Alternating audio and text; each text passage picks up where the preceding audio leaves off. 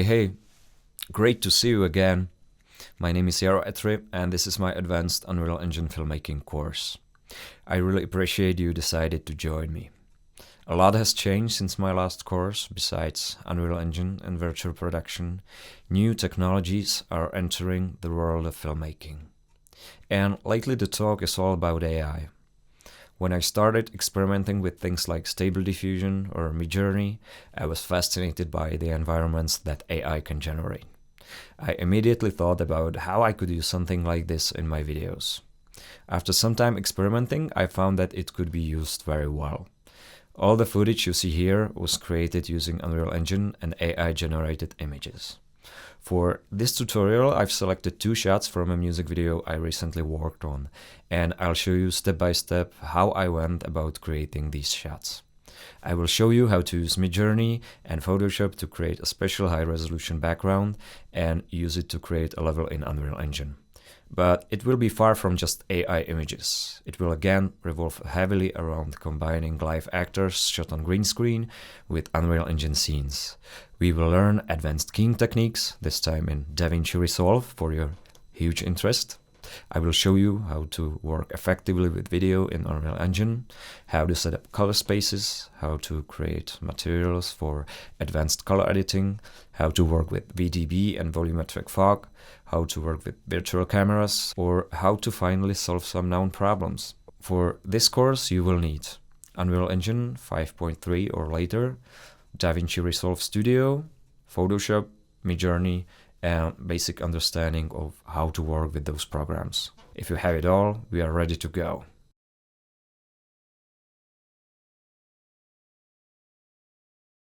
So we are here in Midjourney, and we can start by adding our prompt. Type imagine / and whatever you want. You can use something like this: wide river with tall cliffs on both sides, gigantic concrete brutalist architecture in fog, cinematic, center composition, dark blue hour. It's a good idea to start with the main subject of the picture, and any information about the visual style and lighting will be at the end of the prompt. Add --AR2 by 1 to define the aspect ratio, and hit enter and wait for the images to be generated. Look at your images, and if you don't like any of them, give it another try. Repeat the process until you find something that you like. When you find the best image, click Upscale. When you have your image upscaled, click on the Zoom Out button. This will give us a zoomed out version of the image. We got 4 versions of the zoomed out image, so you can choose the generation that you like the most. When the image is upscaled, repeat the process and click Zoom Out again.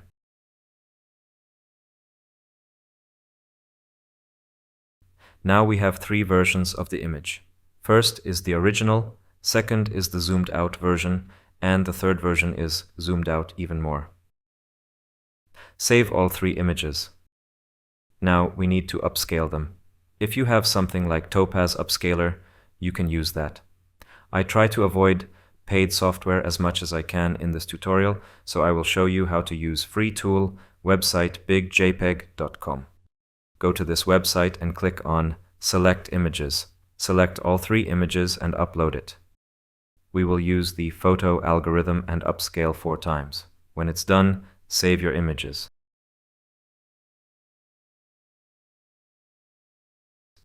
Now we need to merge these pictures together. I'm using Adobe Photoshop for this job. Open up Photoshop and click on File, Automate and Photo Merge. Click Collage and then click Browse. Select your 3 images and click OK. Hit OK in the Photo Merge window to process. It might take a while. Photoshop is going to do its business aligning the pictures. At the end of the process, we should have 3 layers with masks. But the order is probably going to be wrong, as you can see here. The smallest image is the original, and this should be at the top.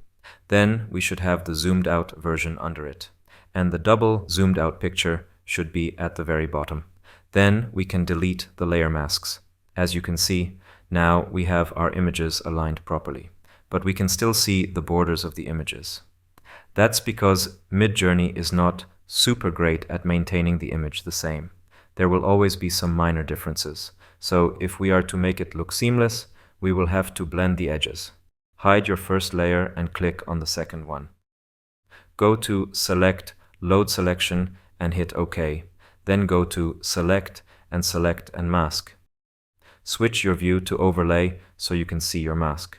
Change Feather to some reasonable value so you blur the edges, and then shift the edges minus the same value. As output, select Layer Mask and hit OK. You can see that now the transition between images is pretty seamless. Then you will do the same thing for the top layer.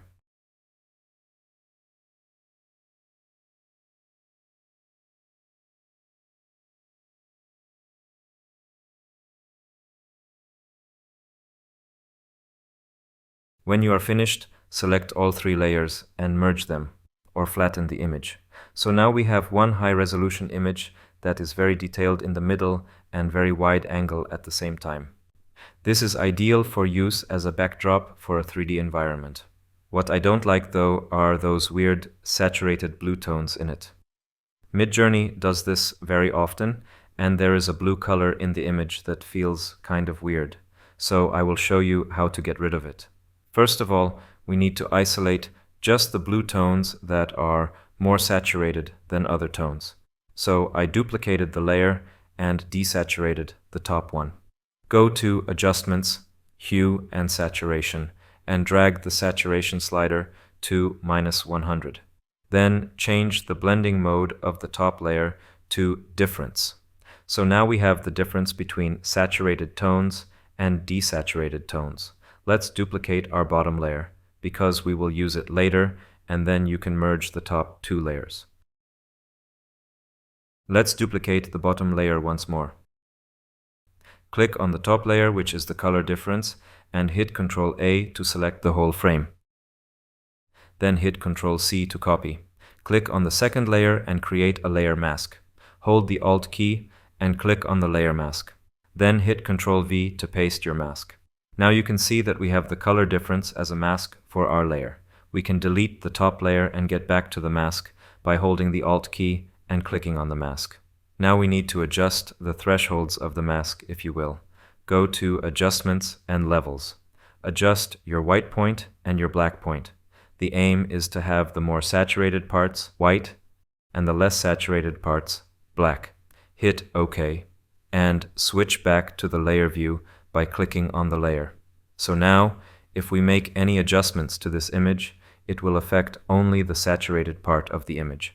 Go to Image, Adjustments, Hue and Saturation, and desaturate the oversaturated tones. So this is the before and after. You can see that your colors are much more natural and unified now. We will flatten the image and maybe do some final tweaks. We can also crop the parts of the image that we don't plan to use. When we are happy, we will save the image. I like to use PNG format.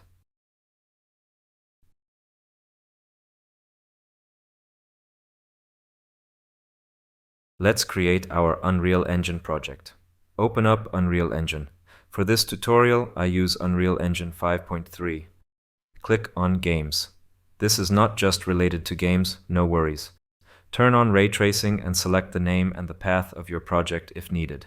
Hit Create and wait for Unreal Engine to do its business. When the project opens up, I usually adjust my workspace. I click on my content drawer and dock it in Layout. Then I go to Workspace, enable the second viewport, and dock this next to my main viewport. Then I go to Workspace again and enable Place Actors. I dock this next to my content drawer. This is the workspace I like to work in, but you can create whatever suits you the best. In this project, we will use the water surface material that is part of the plugin content. In order to see this content, we have to enable it. Go to this Settings button with the gear icon and check Show Engine Content and Show Plugin Content. Then we need to enable our plugins. Go to Edit and click on Plugins. Search for Water and enable the Water plugin. Then search for Q and enable Movie Render Q plugin. This is the plugin that we will need for high-quality renders. Then search for OCIO and enable Open Color I/O plugin. Then you can restart the engine. Now I will show you my color management workflow. For any professional kind of work, it's a good idea to work in OCIO, which is the industry standard color management framework used in VFX. This color space will provide us with a solid base for color grading and will ensure consistent color appearance across different software applications and platforms. First of all, you need to download the config file. Search for OCIO config on Google.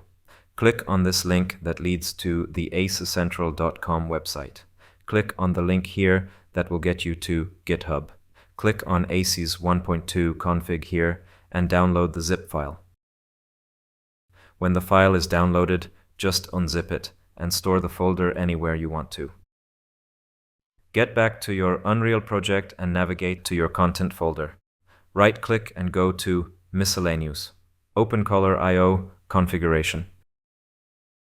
Double-click on the file you created and select the path to the config file that is in the folder we just downloaded. Click on the plus icon next to desired color space. Click the drop-down menu and choose ACES and ACES CG. This will be the color space we will work in. Then click plus again, which will add another slot. Open up the drop-down menu and select Utility. Utility, Linear, sRGB. This is the Unreal Engine native color space, so we will be converting from that. Then we add another one. Plus icon, drop-down menu and select Output. Output, Rec 709. This will be the color space we will be using to display our colors. Since DaVinci Resolve is using this color space for the final output, we need this so the colors are consistent between Unreal Engine and DaVinci or other editing apps. Save the settings and close the window. Now we will set up our viewport so it displays the colors in Rec 709 color space. Go to the Lit menu and navigate to OCIO Display at the bottom. Click Enable Display and select your OCIO asset. Then click the first drop-down menu. This is the source color space. And the native color space in Unreal is sRGB, as we already know. So we will select Utility, Linear, sRGB. The second drop-down menu is the color space we want to display in. And that's Rec 709, so we select Output, Rec 709. You will do the same thing for the second viewport. Now we have our color management set up properly.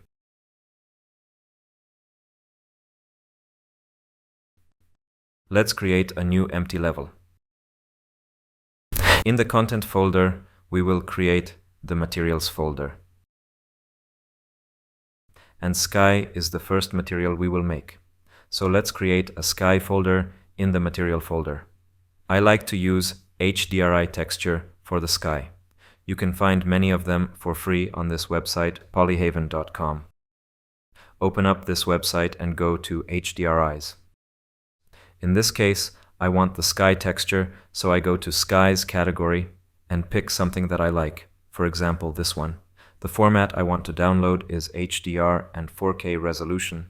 In this case is enough, since I know that the sky is not going to be visible in the shots. It will be there just for lighting and reflections. If I wanted the sky to be in the shot, I would probably go for the 8K texture. So download the texture and get back to the project. Now you can just drag your texture into the sky folder, and by that, Unreal will import it. So we have the texture. Now let's create the material.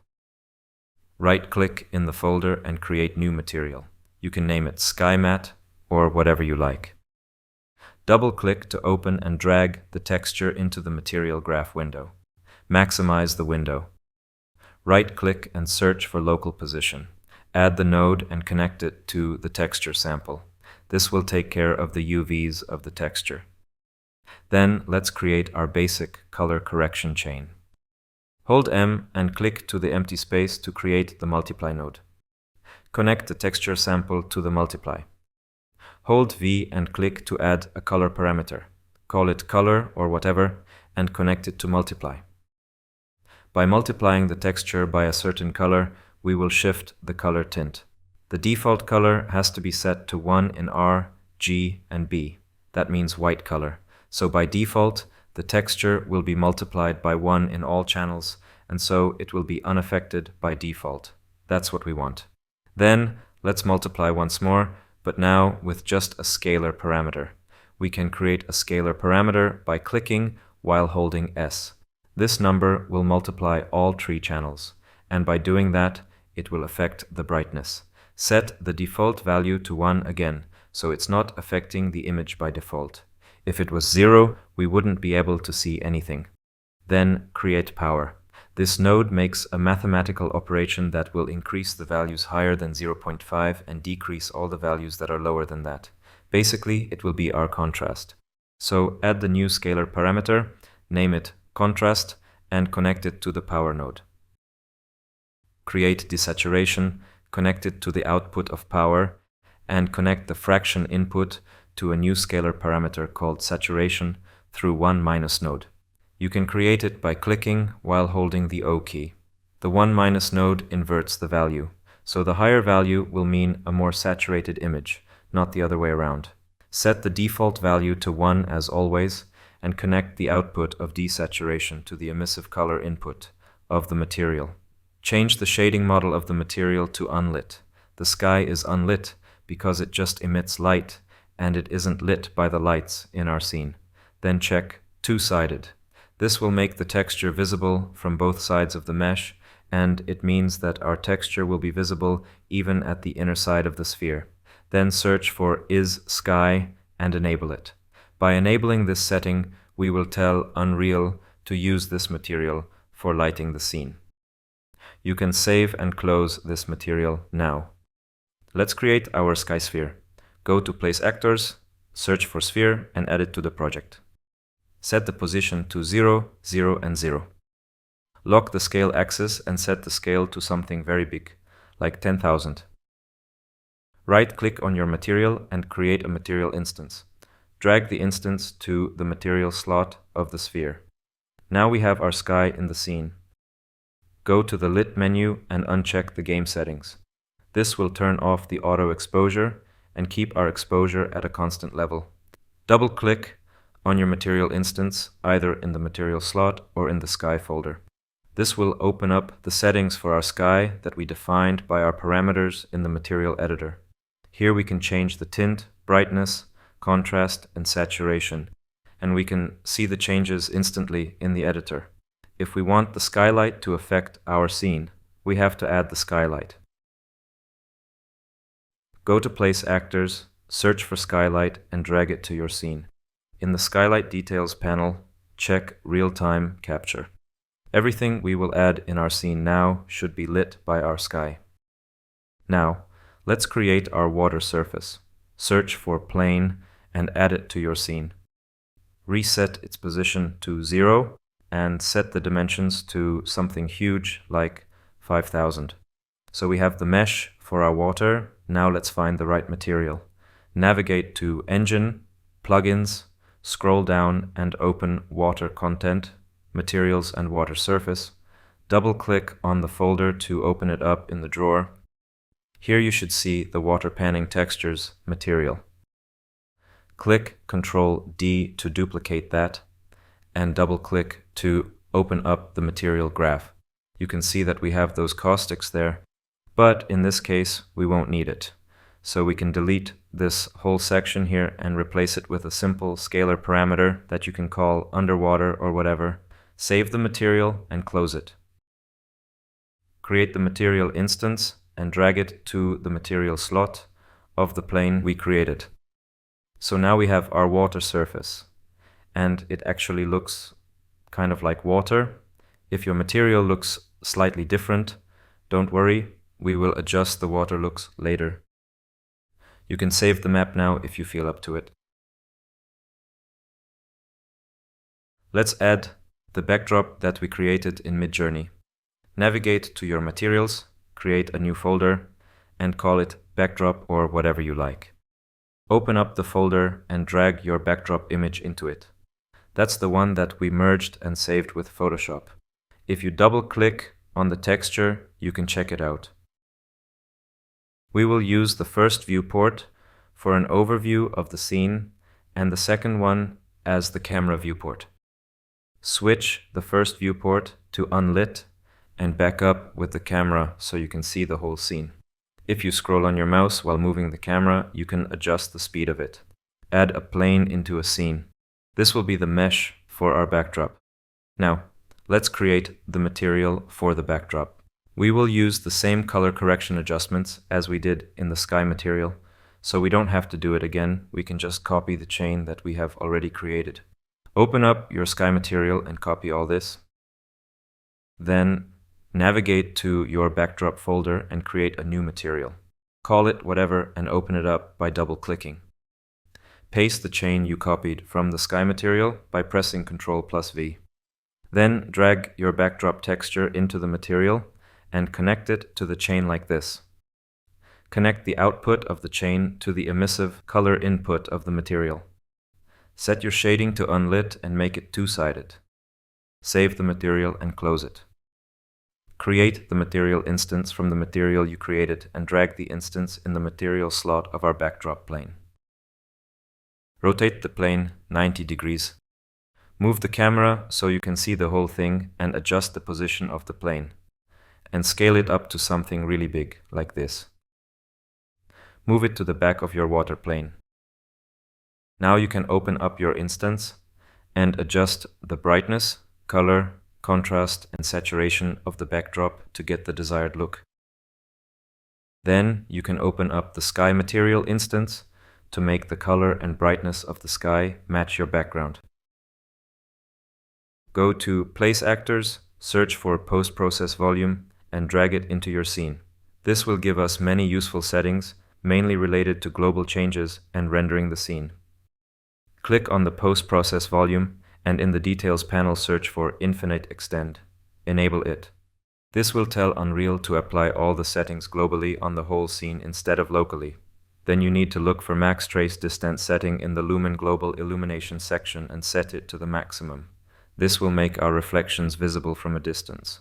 I usually also change the ray lighting mode to hit lighting for reflections. In some cases it improves the reflection quality. And set up max reflection bounces to something like 2 or 3. This will ensure that even the reflective surfaces will be reflected in the water properly. Now, the most important thing to make the water reflections look good is to enable ray-traced reflections for Lumen. What you can see here are default Lumen reflections that are screen space, and that's why it looks like shit, so we have to change it.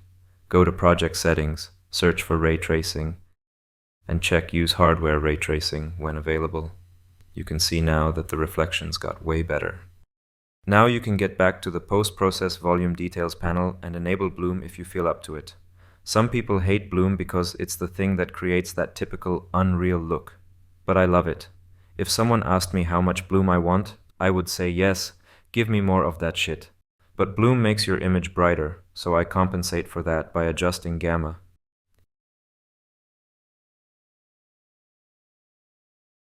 It would be nice to have some fog or mist or whatever you want to call it.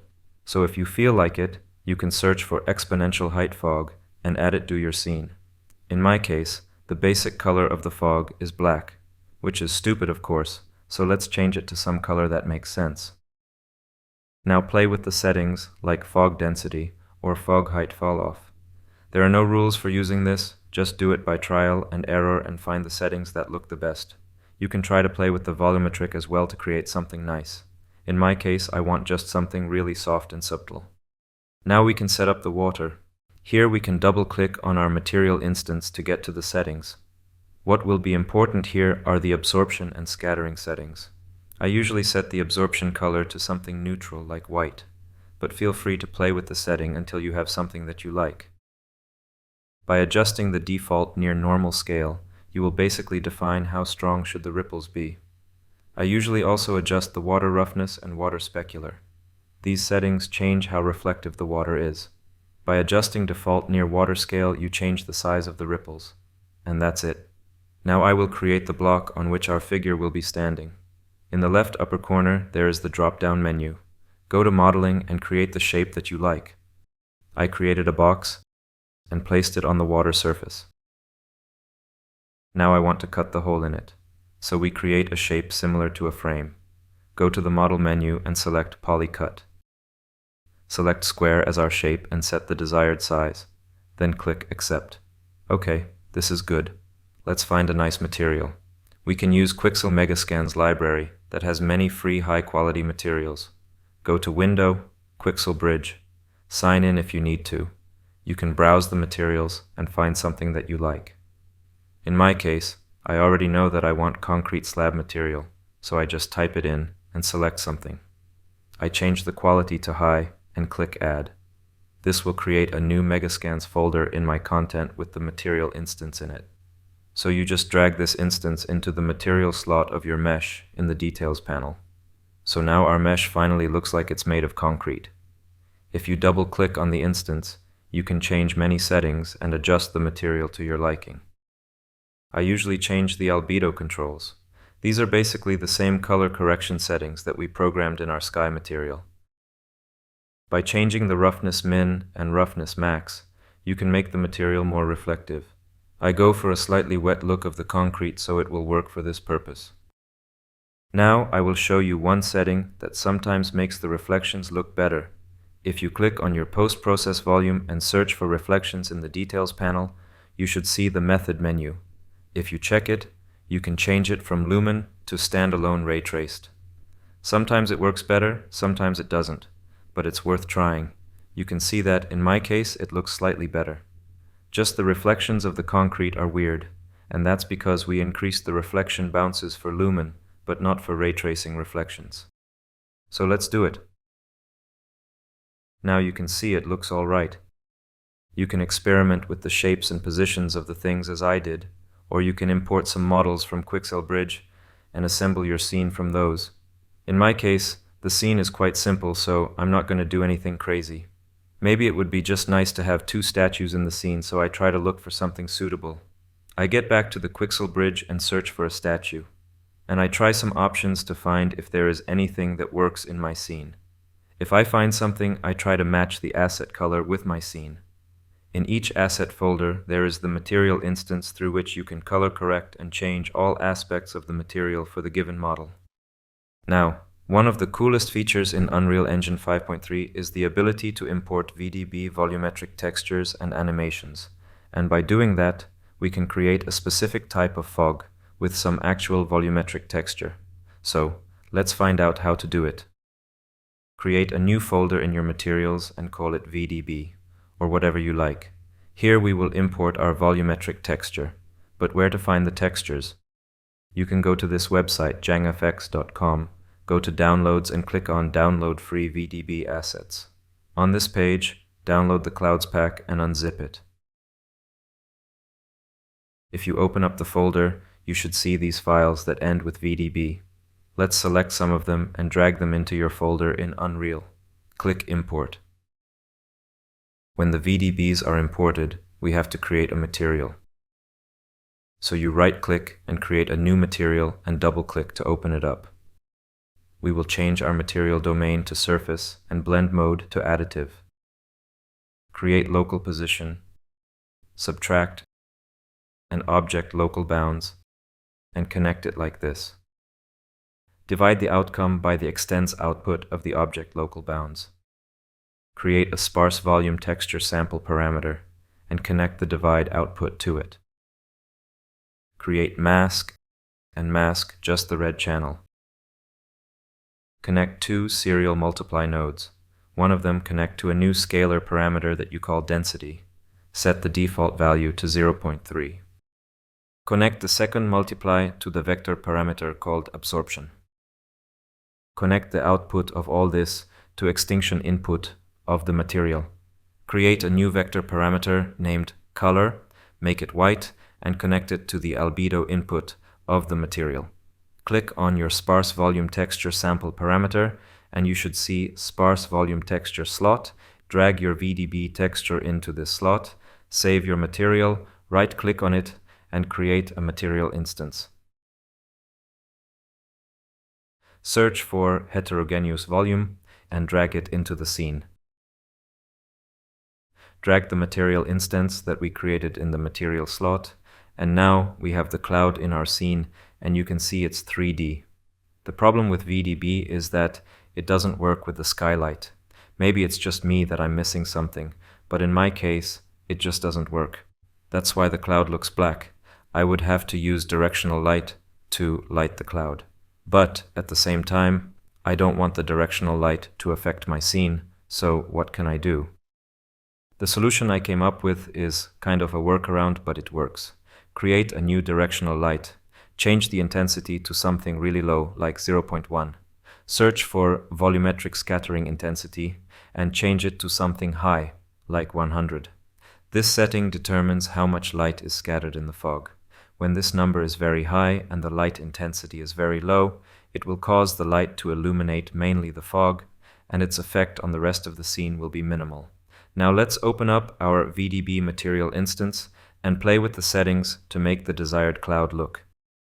In my case, I go for a very soft look, because actually, I'm not creating a cloud, but just light fog.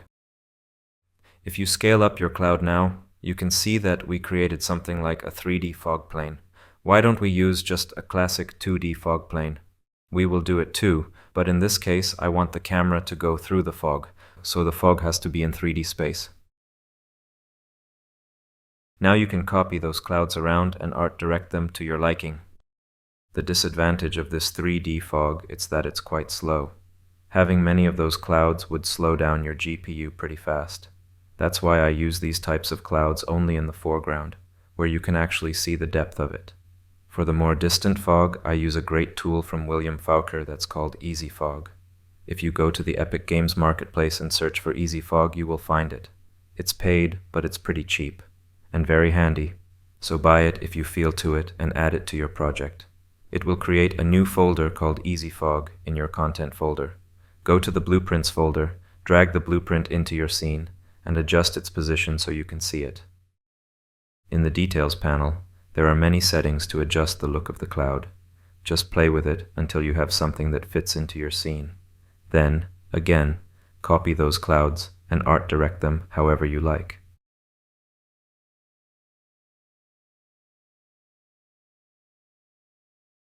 Okay, now let's proceed by creating our level sequence. Click on the flap icon here, add level sequence, and click Save. Now we will create the camera.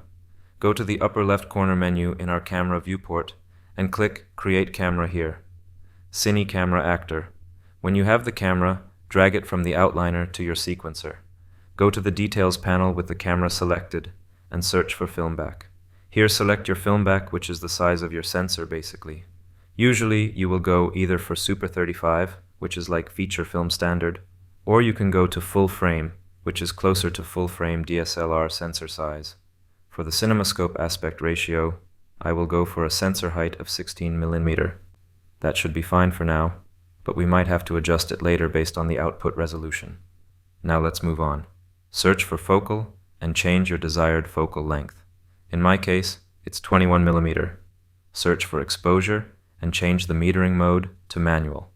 This will lock the exposure to the constant manual value. Now if you change your viewport exposure to game settings, the viewport should reflect your camera exposure. Now you can see your adjustments, so you can set it exactly as you want. Let's make a basic camera animation.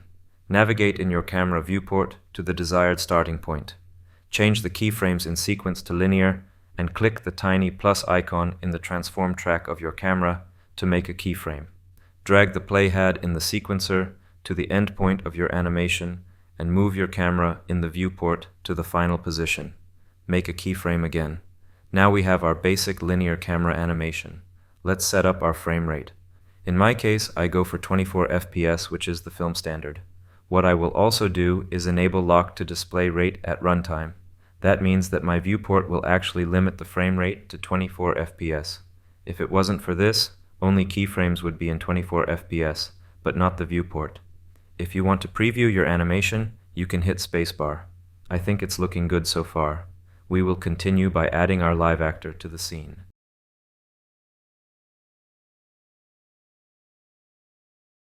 Open up DaVinci Resolve, go to the media page and import your green screen shot. The shot I'm working with is already cropped and denoised. If the video is too noisy, I use the Neat Video plugin, which is great to get rid of that noise. Unfortunately, I don't own this plugin for DaVinci, so I denoised and cropped the video in After Effects. You can denoise the video in Resolve too, but the outcome is not as good as using the Neat Video, so it's better used for a video that is not too noisy. If you don't have Neat Video, or you just want to use built-in Resolve denoising, I will show you how to do it in the second keying example later in this tutorial. If you don't have any shot to work with, you can use the one that I'm using. I will provide all the shots for you so you can download them. Switch to the Edit page and drag the shot into your timeline. Then switch to the Fusion page. Before we start, let's install a very handy tool for DaVinci Resolve, and that is Reactor. Reactor is a free tool that allows you to run various third-party scripts inside DaVinci. Open up your browser and search for DaVinci Resolve Reactor. Click on this link and download Reactor Installer.lua. Go back to your DaVinci Resolve and click on the workspace. Console. Drag the downloaded file into the console window. It will do its business. And sometimes it can take a while to do business, so be patient. When it's finished, you should see the Reactor window. Search for Advanced Edge Extend and activate it. This is the effect that we will need for keying. Then you can close the Reactor window. Now, let's set up our workspace. This step is optional. I like to have my preview window on the left and my graph editor on the right. Go to Workspace, Layout Preset, Fusion Presets, Midflow. Adjust the windows so you have more space for the graph. By default, DaVinci Resolve has 2 viewports, but I like to have just one. Click on this icon that will make just the first viewport visible. Now if you click on any node and press 1 on your keyboard, it will preview the output of this node in the window. Adjust the workspace to your liking and disconnect the nodes. I usually start by creating a clean plate. Clean plate is a static image of the background without an actor. It's always a good idea to shoot the clean plate on the set. When you are shooting, just roll your camera for 1 second without the actor in the frame. You can do this before or after your shoot. You can then use this image in your keying process. This workflow can get you much cleaner results even with imperfect and uneven backgrounds. But the reality of things is that you will always forget to shoot the clean plate anyway. In that case, you will have to create it. There are many ways to create clean plates in Fusion. The one I'm going to show you is kind of advanced and takes into consideration the motion of the subject. The theory is that our actor, by moving, always reveals a different part of his background. If we do a basic key, isolate only our background, and average the color values of all frames, we get the color values for all the green pixels that have been uncovered, and thus the maximum background area. Then extend the color values inside the mask, filling in those pixels that are obscured throughout the frame. This workflow is especially useful when our actor is moving a lot. If you press Shift plus spacebar, you can search for specific nodes. If you have a node selected and create a new node, it will connect the created node to the selected node automatically. In this case, let's search for a clean plate and add it to our graph. If you click on the node and click 1, you can preview this node. In this case, we will use the clean plate node just to make a key. Select the dropper tool and sample the green color. Erode your mask a bit. Then let's add frame average. Set frames to 100 and change the direction to both. This means that it will average 100 frames, 50 forward and 50 backward. Hit 1 to preview the node. It will do its business for a while, flashing like a maniac, and when it's finished, we will see that our edges are much softer now. That's because it's an average of 100 frames, and since our actor is moving, the edges are blurry. Let's add alpha divide and brightness contrast. Enable only the alpha channel here. Always press 1 to preview the node. I will not mention this again, just do it automatically. Set the value to 0.001. By doing that, you will get rid of transparent parts in our alpha channel. Add another clean plate. Select the dropper tool and sample the green color. and grow the edges to fill the hole. You can see that we still have some unwanted business down there. You can fix this by eroding the mask. So now it's nice and clean. This is what a clean plate should look like. Right-click on the viewport and save the image. Now let's drag the image into our graph. Duplicate the media in Node by pressing Ctrl-C and Ctrl-V. Create delta keyer. Each node has the output, and it can have multiple inputs. The little square next to a node is the output. If you want to make a manual connection from one node to the specific input of another one, you will right-click on the little square of the node and drag the wire to another one. Then a little dialog pops up asking which input of the node you want to use. In this case, we want to connect the output of the clean plate node to the clean plate input of the delta keyer. You can see that just by doing that, we got a pretty solid key. That's the power of using clean plates. If you click on this icon here, you will switch the viewport to the alpha channel. Now we see the transparency mask of your actor, and the mask isn't exactly perfect. Everything that is our actor should be white, and everything that's the background should be black. Here you can see that there is a problem with the shirt, which is not as fully white as it should be. These problems are caused mainly by shades of green on our costumes, or by green reflections on them. That's why we using 2 keyers instead of 1. One will be our core key that will be more contrasty, and there will be no semi-transparent pixels. Then we will have another key that will be much softer with some transparent areas. When we combine those together, we will get the best of both worlds. The first key allows us to have the perfect solid foreground, and the soft key provides nice and soft edges. The areas around the edges, especially the hair, must be soft and semi-transparent to get a realistic result. Now I will show you how to do it. Duplicate your delta keyer, Ctrl-C, Ctrl-V. Hook it up to the media in and the clean plate, and press 1 to preview it. Switch the viewport to the alpha mode. Find the optimal value of the balance slider. Click on Matte in the inspector window and crush the blacks and whites, so you have a perfectly white foreground and a perfectly black background. Then you can shrink it a bit and blur it slightly. Right-click, drag from our top delta keyer to the bottom one, and select Solid Matte. Switch the viewport to the bottom delta keyer, and you can see that now we basically have the perfect key. This is without the solid matte, and this is with it. Now, what I like doing is constantly checking my results against a solid color background. This will give you a better idea if the key is working fine. So, create a background and the merge node.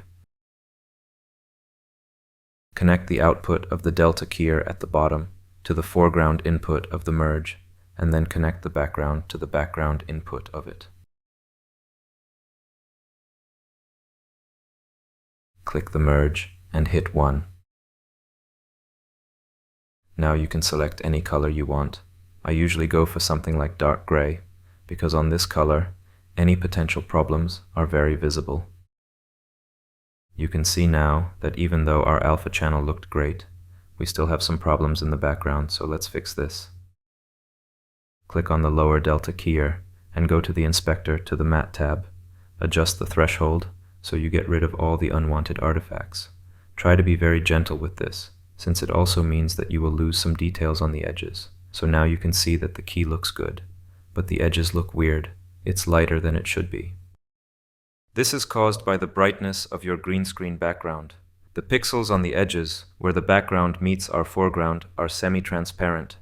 It's mixed pixels of the background and the foreground together. And since our CG background now is much darker than the original green screen background, it results in those bright edges. That's why I always advise shooting on a dimly lit green screen if you plan to have a dark background and vice versa. Now I will show you how to deal with situations like this. I'm guessing your favorite VFX teacher on YouTube would tell you that the best idea is to shrink the mask a bit and trim those uncomfortable edges. But I would argue that that's not the best solution, because it would mean losing too much detail, especially in the semi-transparent parts of the image like the hair. So I don't usually do that.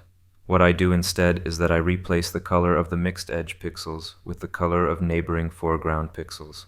Do you remember when we enabled the Advanced Extend plugin in Reactor? This is a great tool that can do just that. Add Advanced Edge Extend and connect the output of the delta keyer to the background input of the advanced edge. Then connect the same delta keyer to the alpha input. So you should have two wires like this. If you preview the node, you can see exactly what it's doing. Now just click Post Multiply in the inspector menu to get your alpha back. Connect the output of the advanced edge extend to the foreground input of the merge so we can see it with the background. If you zoom in, you can see that our problem with the edges has been solved. You can play with the settings of the advanced edge extend to get a better result. Sometimes this effect doesn't work well with hair or semi-transparent foreground, so you might want to avoid it in certain cases. In some cases, you can use it only for certain parts of the image. I will show you this when we are going to do the keying of the second shot, which will be even more advanced. But for this shot, it works just fine. Now, let's organize our graph. I'm kind of obsessed with making my graphs nice and clean. If you hit Alt and click on the wire, you can create this nice splitter or whatever it's called. It's always a good idea to keep the original shadow because it looks much more real after all. Even though this shot has been lit with pretty soft light, and you would argue that there is no shadow, there is one, believe me. So let's add a new signal branch by adding a brightness contrast node and connecting it to the splitter thing.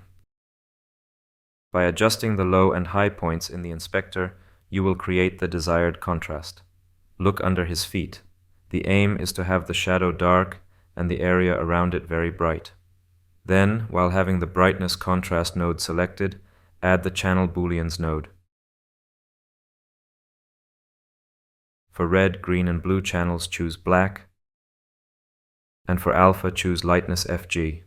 This will convert the luma channel to the alpha channel with the color value of black.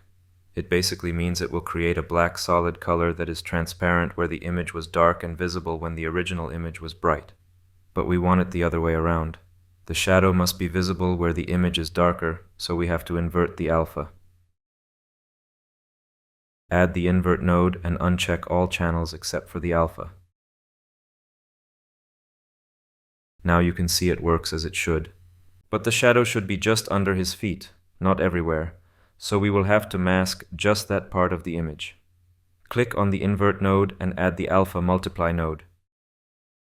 Then select this node and add an ellipse mask from the top menu.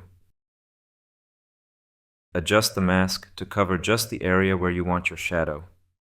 Go to your alpha multiply node and click multiply by mask. Click on the mask again to soften it a bit. So now we have our shadow layer. Let's merge it with the key we created. So add a merge node. Connect our shadow branch output as the background, and the output from our keying branch as the foreground. If you click on the last merge and press 1 to preview everything, you can see that our shadow is way too dark. You can fix this by clicking on the alpha multiply node in our shadow branch and adjusting the blend slider. If we change the background brightness, we can see our shadow much better. Also, we can see that our shadow is kind of everywhere and it doesn't look real. So we can fine-tune it by clicking on the brightness contrast node and adjusting the low and high values until we get something that looks good. Little adjustments of the mask and it's looking fine. Let's make it nice and connect the output of merge to media out. We must use the merge node that is before our background branch since we don't want the background to be rendered. The video signal that goes to the media out node is the one that will be rendered. Switch to the deliver page and check your footage. There are two ways to render footage from DaVinci to Unreal. Now I'm going to show you the first one, and that's rendering with the classic Resolve renderer on the delivery page to PNG format. The second approach is rendering straight in the Fusion page to EXR through the Saver module. I'm going to show you the second method later. Now choose PNG here. What's a little bit awkward about rendering Fusion comps is that, unlike After Effects, Resolve doesn't automatically set the correct resolution of the render based on the resolution of your comp or the input video. In Resolve, you have to do everything manually. So let's go back to our media page and check the media resolution. You can see that the footage is 2200 by 2160. Since we haven't cropped or resized it in Fusion in any way, the resolution should stay the same. So get back to the delivery page, and as resolution choose Custom. Now you can type in the correct resolution. And don't forget to export alpha. Choose your path and file name. Click Add to Render Queue, and click Render All. Navigate to your folder and check if the files are there. This is how it should look like.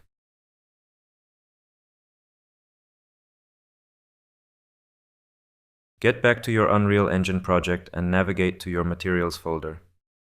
Create a new folder, I call it Video. Open up the folder, right-click, Media, Image Media Source. This is basically the loader of our video. Right-click, Media, Media Texture. This is a video texture that we will use in our material to map a video to a mesh. Double-click on the media source and choose the path of the sequence we just rendered in Resolve. In Frame Rate Override, choose the correct frame rate. Save and close it. Open up your sequence and click plus track, media track. Click plus, media source, and select the media source that we have created. This will basically load the frames in sync with your sequencer. Right-click on the film strip, Properties, Media Texture, and choose the media texture that we have created. This will take those frames and send them to the media texture. If you open up your texture now and move your playhead, you can see that the texture is in sync with the sequencer. Now, let's create a video material. Create a new material in the video folder. Call it Video Mat or whatever you want. Double-click to open it up and drag your media texture into the material window. Now maximize the window. If I right-click on any node and I click Start Previewing, I will preview the node in the preview window. Basically the same thing as hitting 1 in Resolve. If I preview the texture sample now, I can see the video texture on this ball or whatever it is, and it just looks stupid. So I click on the plane icon here so we can see the texture on a flat surface. This is better. And we can go unlit since the material is going to be unlit anyway. Now, select your material and change your blend mode to masked and shading to unlit. Make it two-sided, search for dither, and enable dither opacity mask. Masked mode means that Unreal will basically take the plane and cut out the figure based on the alpha mask. So the final mesh will be actually in the shape of the figure, but flat, just like a cardboard cutout. The problem is that the mesh itself cannot be semi-transparent, but our mask is, mainly in certain areas like hair. Dithering means that Unreal uses something like perforations to the mesh in the areas where the mask is semi-transparent. Doing that can fake semi-transparency to some extent.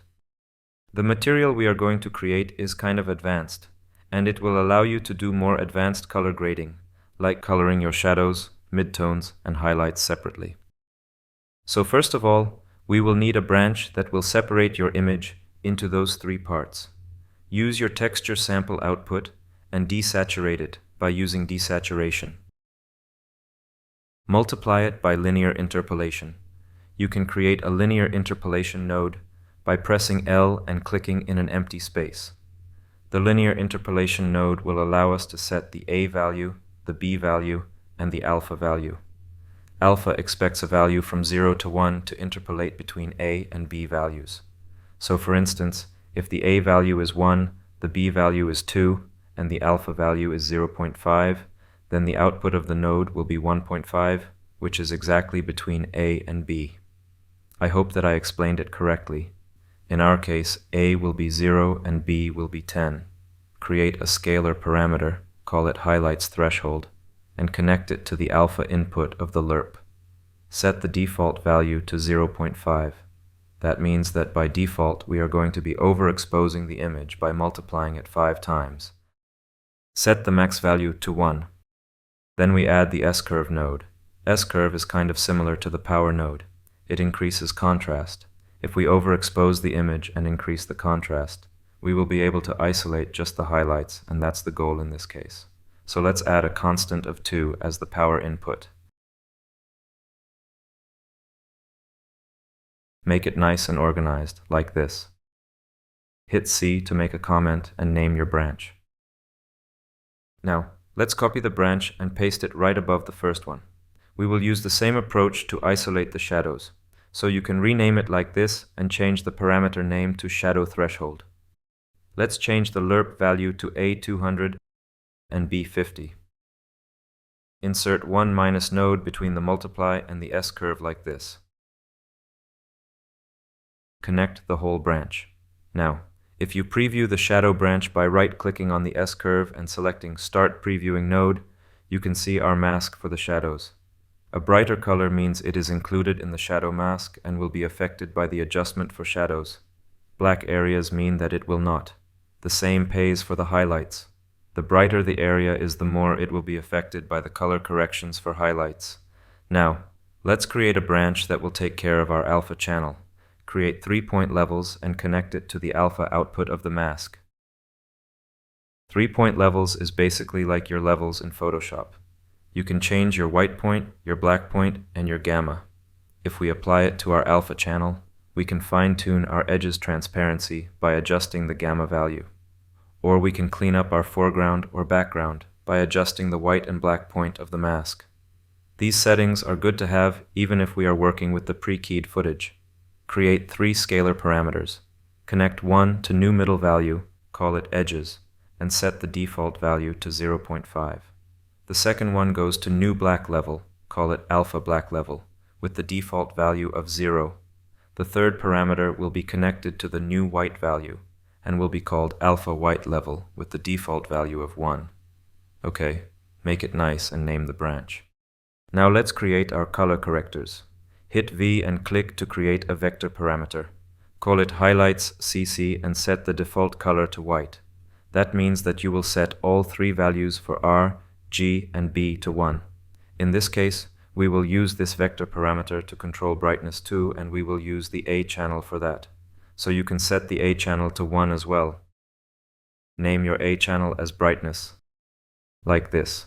Hit M plus click to create multiply and connect the parameter to A. B will be our input for this branch, and we will leave it empty for now. Now, one important thing.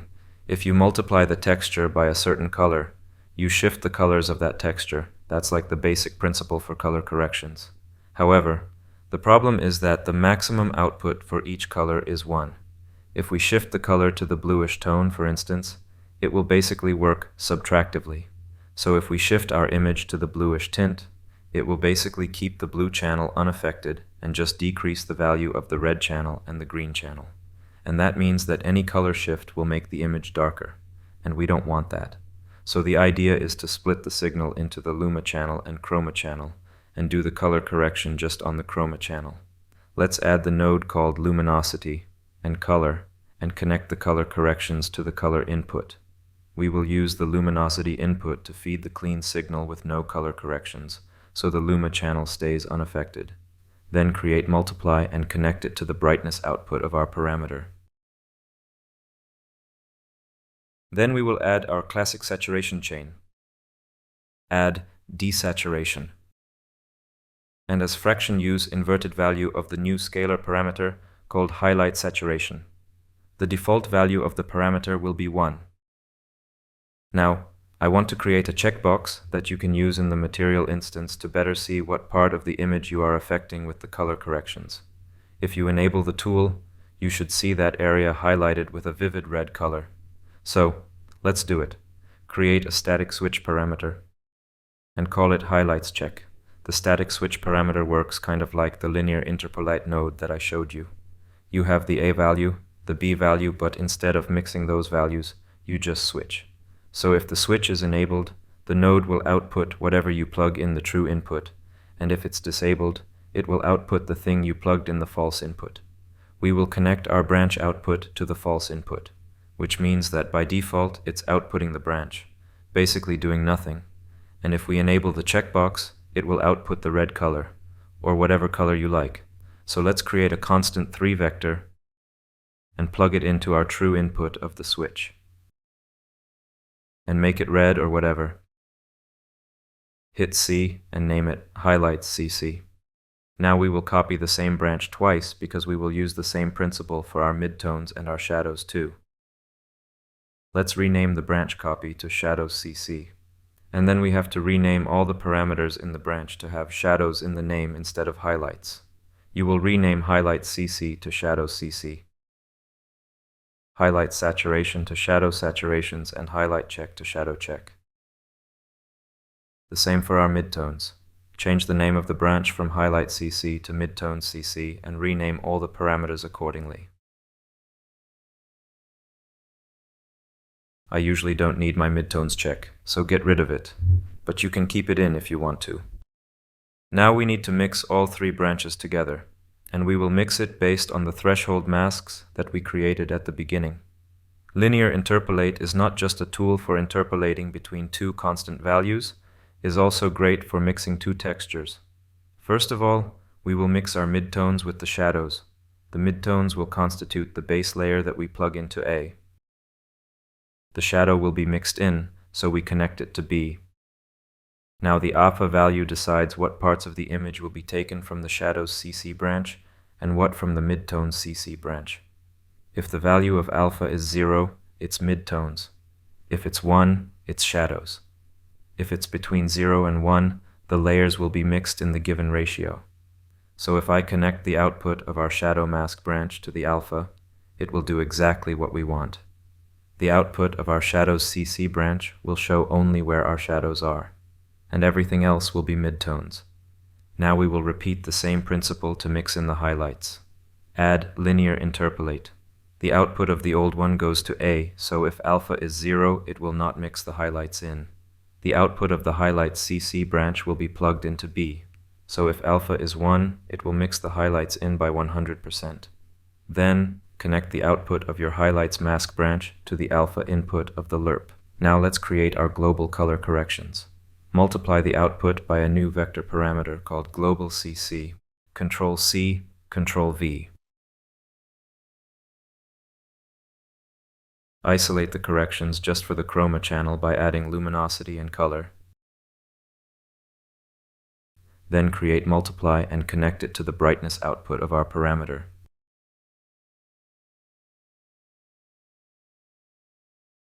Then add S-curve for contrast with the new contrast scalar parameter set to 1 and our classic saturation chain.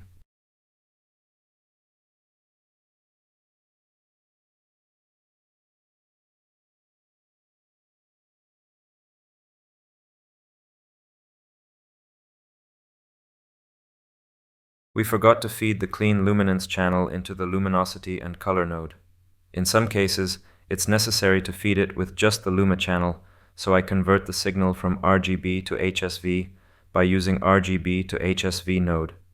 HSV means hue, saturation, value. By default, your color image is made of 3 components: red, green, and blue. By mixing these channels, you can get any color. If you want to get a red color, you will get values 1, 0, and 0. 1 for the red channel and 0 for the blue and the green channel. RGB mixing, however, isn't the only system to mix the color. If you use HSV color space, you would get the red color with the values 0, 1, and 1, or 1, 1, and 1. Both would work for red. Why? Because the first value would be hue, and since the red color is at the bottom of the spectrum, that would be 0. But the spectrum is cyclic, which means that 1 will have virtually the same outcome as 0. The second channel is saturation, so for the most saturated red, we will use 1, 0 would be white or gray in this example. The third value tells us how bright the color is basically. So for the brightest red, it would be 1, 0 would create black. This was just a brief theory. In practice, I convert the signal from RGB to HSL, and then use split components to isolate only the luma channel. This is what works best in this case.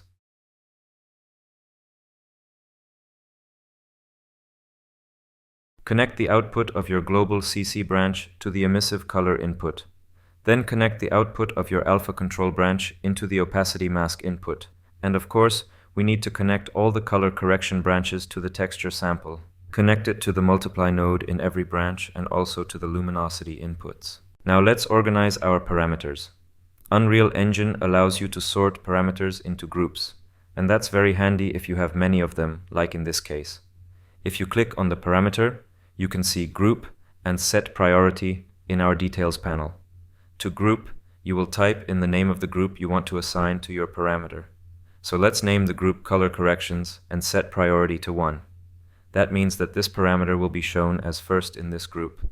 Then if you click on the next parameter, you can choose the same group from the drop-down menu. And again, set the priority. In this case, it's going to be the second parameter. Go on like this and assign all the parameters to corresponding groups. I assigned all the color correction parameters to the color corrections group, and all the parameters that work with alpha I assigned to the alpha control group.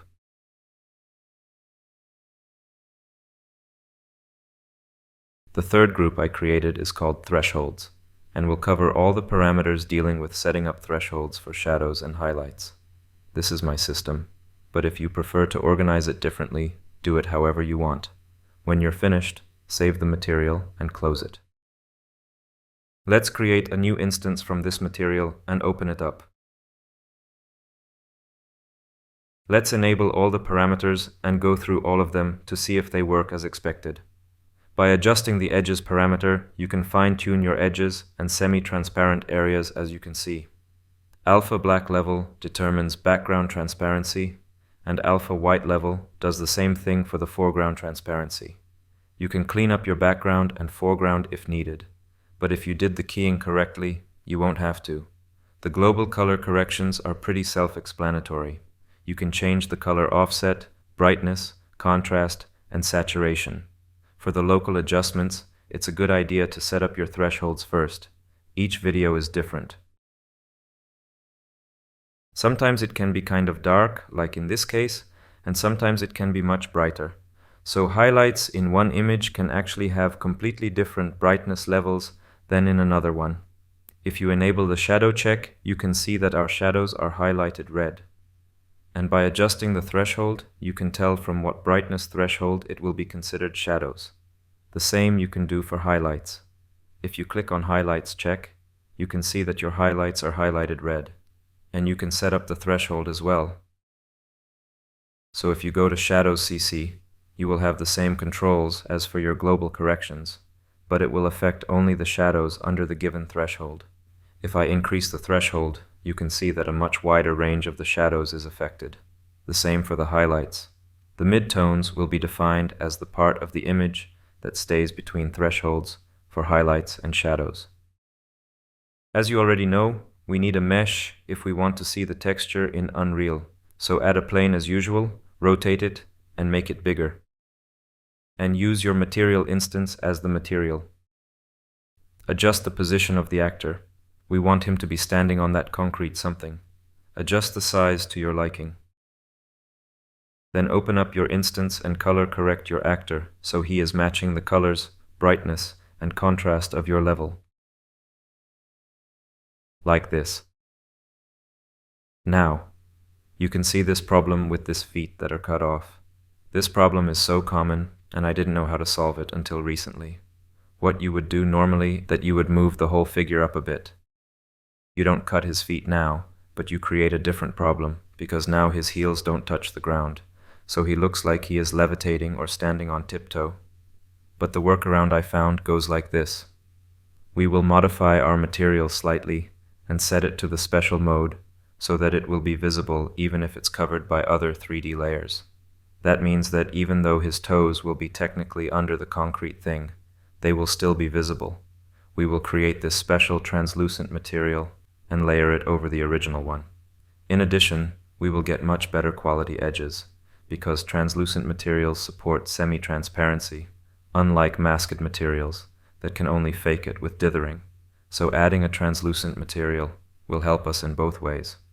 We can't use only translucent materials though, because translucent materials don't cast shadows, and are not visible in reflections. But by combining both masked and translucent materials, you will get the best of both worlds. So let's do it. Duplicate your video material, not your instance, but your original material, and rename it to Video Translucent Matte or something like that. Open it up and change the blend mode to translucent. Then, connect your alpha branch to the opacity input of your material. Search for Cast Ray Traced Shadow and disable it. That's because ray traced shadows don't work with translucent materials. You would get just a stupid rectangle shadow, and you will get the shadow from your masked material anyway. What you need to do then is to enable output depth and velocity. This is important for the fog to be covering the object correctly. And then search for DOF and change the translucency pass from after DOF to before DOF. Without this step, the depth of field wouldn't work properly. And finally, disable depth test. This is the setting that I was talking about that allows us to see the material even through other solid objects. Save it, close it. We are not going to create a material instance from this material as usual. We want to use the one we already have, because we already have our colors set up, and we don't want to do it again. So we will just duplicate the old instance. But we need to change the parent material to the translucent one. Save it, close it. Now, let's go to the outliner. We can rename the plane with our figure to person or whatever, and we need to duplicate it. Then, attach the copy to the original one just by dragging it over. Like this. Go to your Details panel and replace the material of the copied plane with the new instance. Now we have two layers in the scene. One uses the masked material, and the second one uses the translucent one. You can see that now if we move him so his heels touch the ground, we don't cut off his toes anymore. Also, you can see that thanks to the fact that the translucent material can work with semi-transparency, we got back the shadow and other details at the edges. But because we overlay two materials now, the edges aren't going to be as transparent as they should be. But we can easily fix that by excluding the semi-transparent parts from the masked material by decreasing the edges parameter. That means that the semi-transparent parts in the masked material will be fully transparent, so the soft semi-transparent parts will be fully under the control of the translucent material.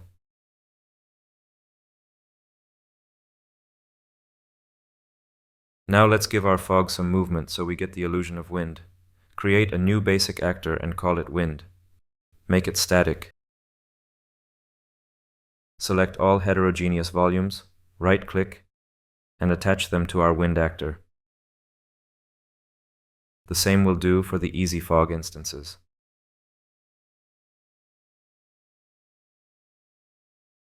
Click on the wind actor and drag it to the sequencer. If it doesn't work, all you need to do is click this icon here, and it will do the job. In the sequencer, click on the plus symbol and add a transform section. Go to the first frame. You can see now that if we move the actor's position, it's moving with our clouds. Create the first keyframe, move the playhead to the end of the sequence, move with your actor to get the clouds to the final position, and create another keyframe. Not bad, right? Let's render it out. Before rendering, we should know what resolution and aspect ratio we want to use. I'm going to 4K 2.39.1 CinemaScope. The industry standard resolution for 4K at this aspect ratio is 4096 to 1716, so we need to calculate the correct sensor height. This can be calculated using a cross multiplication. If we divide the sensor height of 36 by the horizontal resolution of 4096, we get a single pixel dimension of 0.0088. We then multiply this value by the vertical resolution of 1716, so we get a vertical sensor height of roughly 15.06 millimeters. So we'll type that in.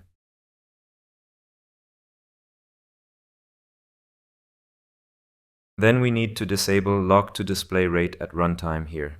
If we didn't do it, our figure would be mushy and blurry. Then click on the render icon with a flop.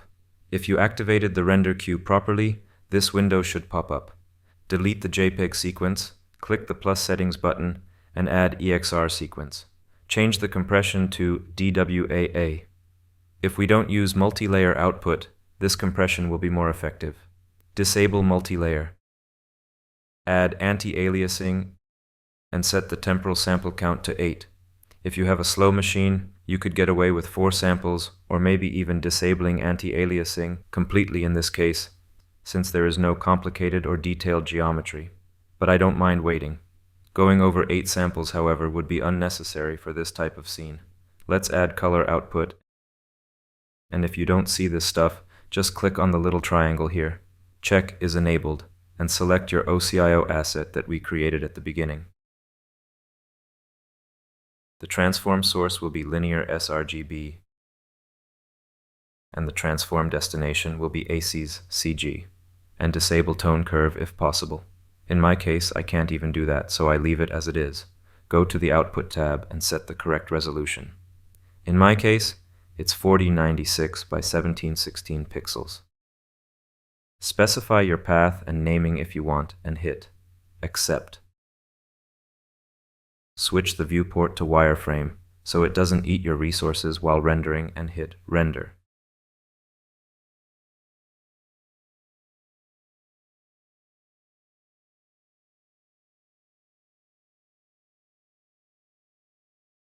Let's open up our render in DaVinci Resolve. You can do it this way just by selecting all the files of the sequence and dragging it into the media pool. DaVinci is smart enough to see that this is a sequence, but you can see that the colors are off.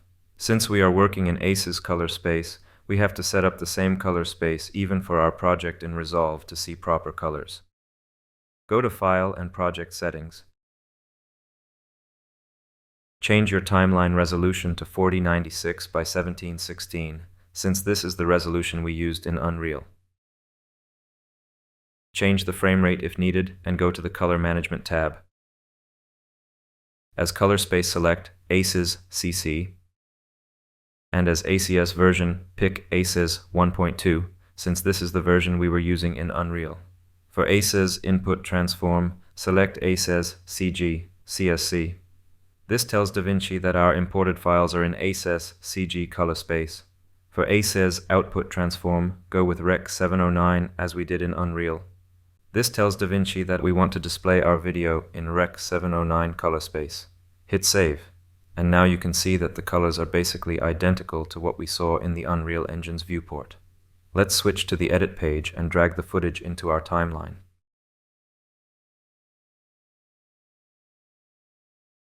Now you can switch to the color page. I'm going to show you some basic color grading. It should be noted that I am not a professional in the field of color grading, so what I show you here are such basic things, and probably it could be done better. It should also be noted that any adjustments will depend heavily on the colors of your scene, and also on your intent. So what I'm showing you here is just for inspiration. Your video will probably require a completely different treatment, as every video is unique. But anyway, let's get into it. If you press Alt and S, you will add a new color corrector. I will add a node to the end of my chain and turn the saturation way up to see the colors better. You can see that our colors aren't very consistent. Shades of blue are strange here, and I don't like it. So I will click on the qualifier here and try to isolate the shades I don't like and adjust it so it doesn't stand out that much. By pressing Shift plus H, I can see what parts of the image I'm isolating. When I'm happy with the mask, I adjust the colors. In this case, it helped to shift the hue a little bit to the cyan, before and after. I like it better this way. Add a new serial node, and now I would like to desaturate the blues and then offset the whole thing to the blue. By doing that, I will get more consistent shades. I can delete the saturation boosting node now. I added another corrector and lowered exposure for dark and shadow to get a deeper shadow and a more contrasty image. Then I used the global offset and pushed everything even more towards cool tones. Then I went to curves and limited the blues in the highlights and boosted red in the highlights to warm it up a bit. Then I added halation and a slight glow to my highlights. I added contrast pop to soften the image a bit, to get that hazy diffused look. I added a rectangle mask and limited the effect only to affect the upper part of my image and softened it at the bottom so it created a very soft transition. Added another node, shifting the whole thing more into the teal shade. Added film grain using 35mm 200T preset and using qualifier limiting the shadow to show more in the shadows and less in the highlights. This is what I usually do because I like it, so this is my final grade.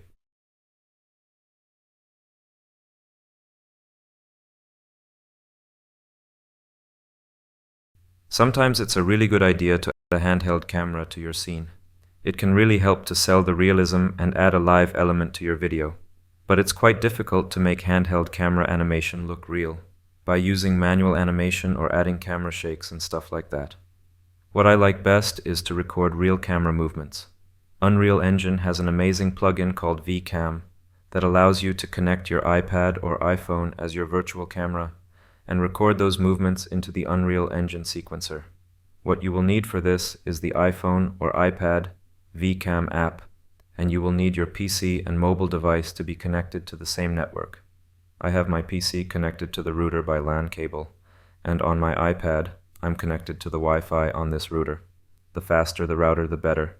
Here I have my Unreal project, and I just extended my sequence. You can drag your media track and make it as long as you want. It will loop automatically. Then I looped the animation of the fog.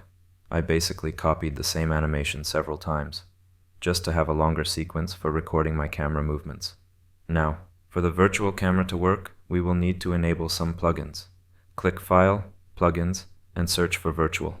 Enable Virtual Camera, then enable Take Recorder. This will allow us to record our camera. Then search for ARKit and enable Apple ARKit. And the last thing you have to enable is pixel streaming. This will allow us to see the video stream on our mobile device. When it boots up, you open your level and your sequence again. We will switch the first viewport to the camera view, and the second one will be our overview, like this. I deleted the other camera. I don't even know where it came from anyway. So now, we click this plus icon in the top menu and go to Virtual Production and click on VCam Actor. This adds the virtual camera to our scene, and now we have to copy the position of our original camera and paste it as the position of our virtual camera. Then you will do the same thing for rotation. Copy and paste so the cameras should be perfectly aligned. Now go to your outliner and drag your cine camera onto the VCam. This makes your cine cam attached to the VCam. Add your cine camera to your sequencer. This will probably switch your second viewport to the camera view. Just exit it by clicking on this button and get back to the overview position. If you select your VCam, you should see this Enabled checkbox in your Details panel. Make sure it's enabled. If it's not, just enable it. Open up App Store on your mobile device and search for VCam. You should find this app. Install it if you haven't already and open it up. It should look like this. Now in your Unreal project, click on this pixel streaming thing. If you open it up, you should see this IP address here. It's the second one. Type the same address into your VCam app and hit connect. Now you should have the live feed on your device, and you should be able to control the Unreal camera with it. For navigation in your scene, you can use the virtual joysticks on your device. Just hold your left thumb here and move it to the front, back, or sideways. For up and down movements, you can use your right thumb. Let's record that movement. Go to our Unreal project and go to Window, Cinematics, Take Recorder.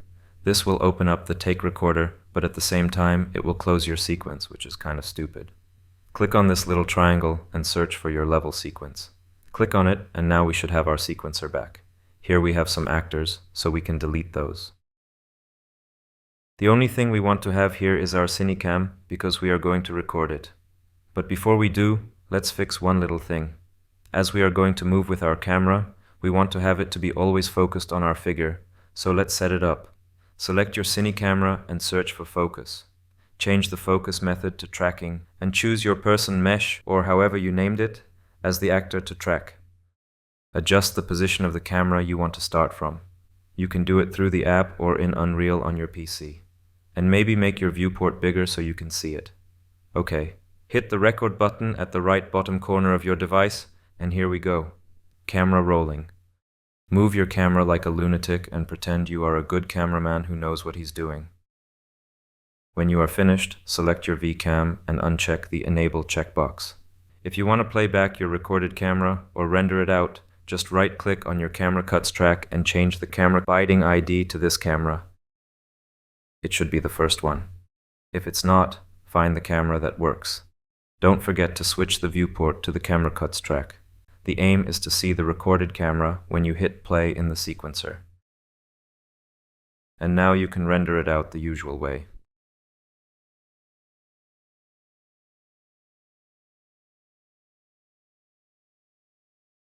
Now I will show you how to create a 360-degree background for your Unreal Engine level. Go to Midjourney, type Imagine, / describe your idea, and information about lighting and style goes at the end.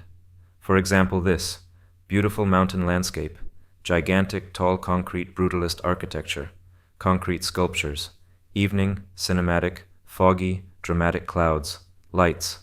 Add --AR, space 1 by 1, to create a square aspect ratio.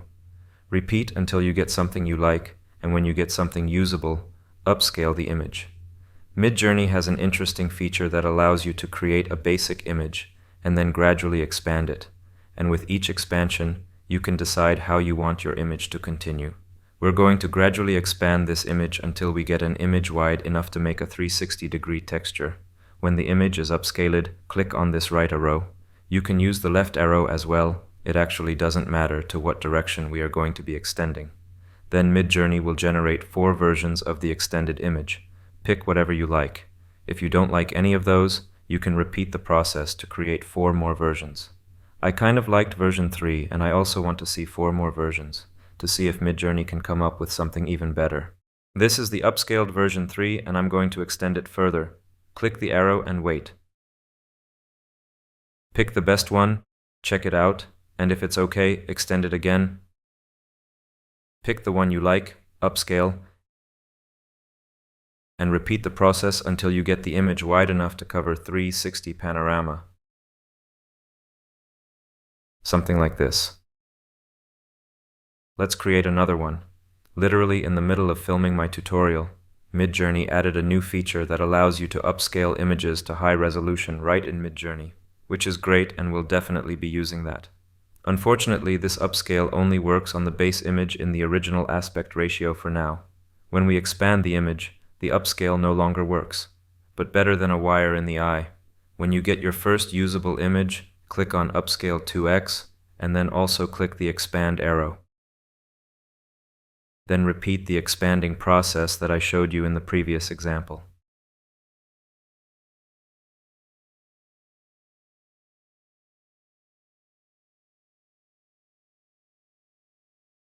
At the end of the process, you should have this widescreen panorama image, and also the original image we upscaled.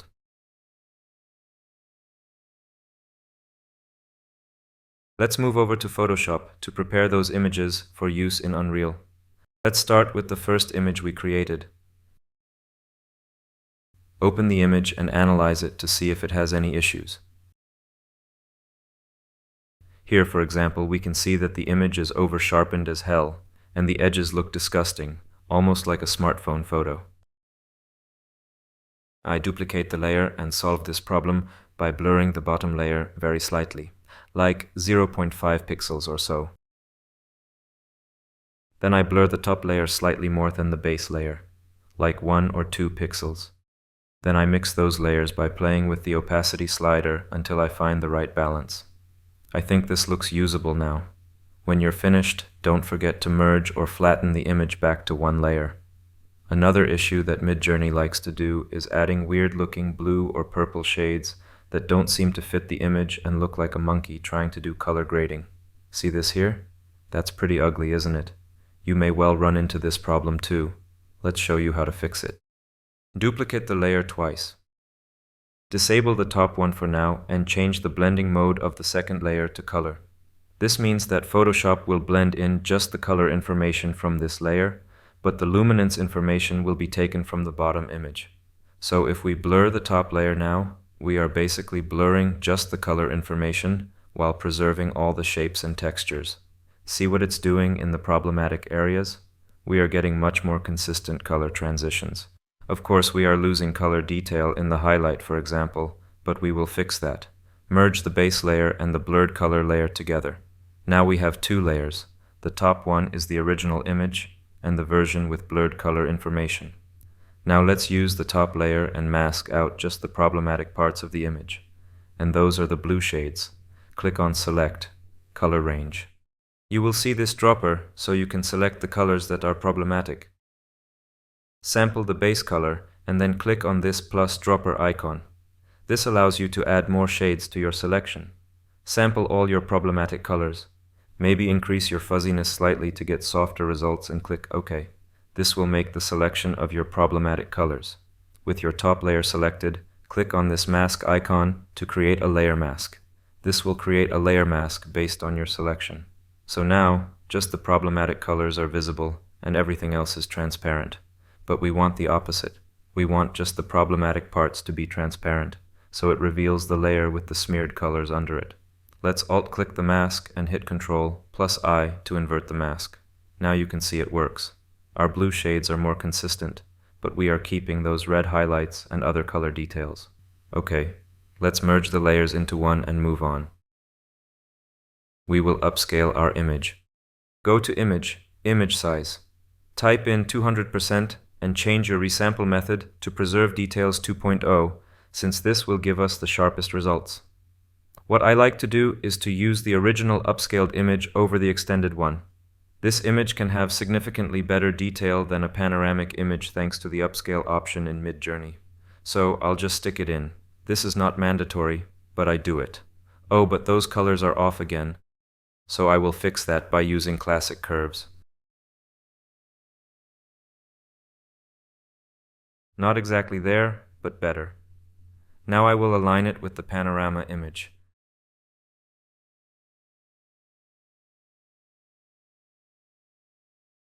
Create a new layer mask, select a classic brush, make it black, make it big, and paint over the edges to make soft transitions.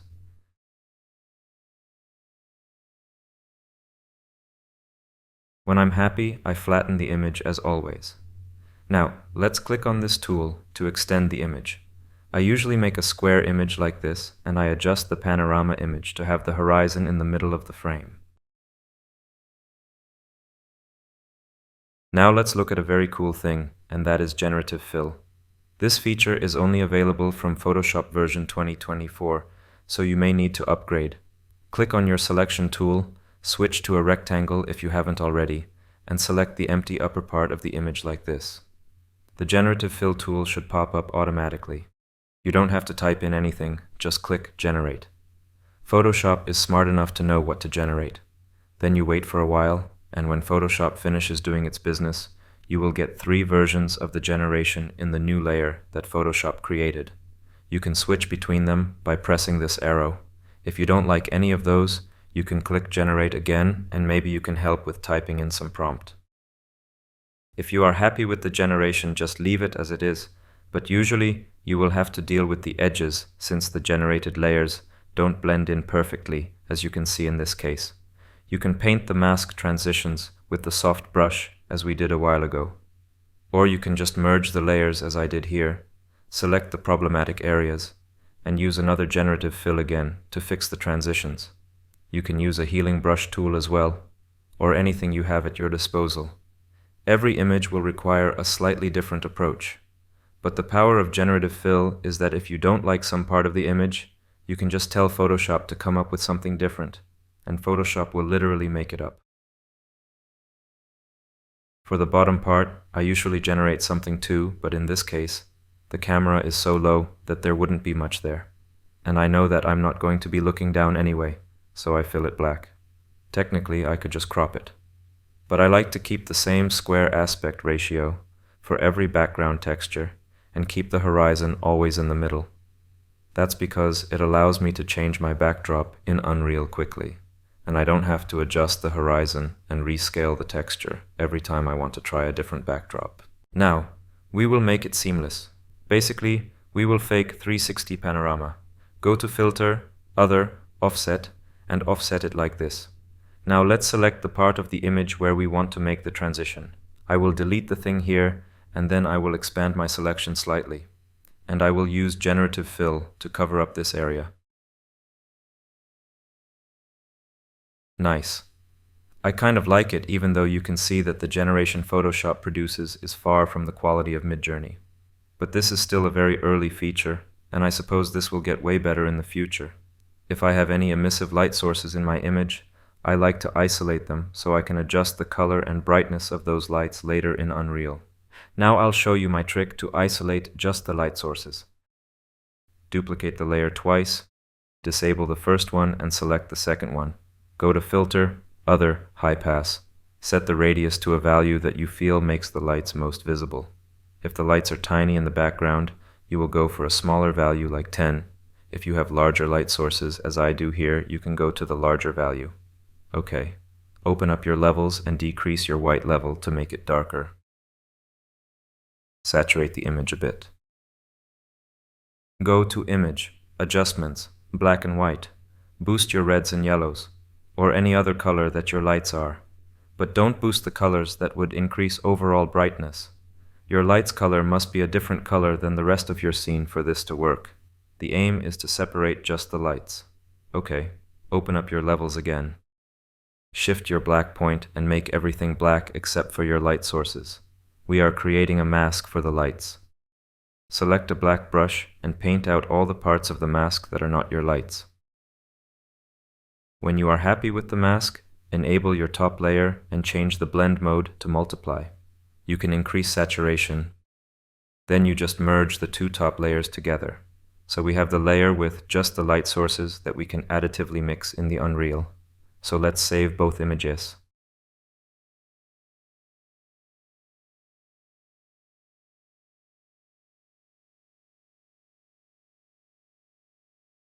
Now let's prepare the second image we created in Midjourney.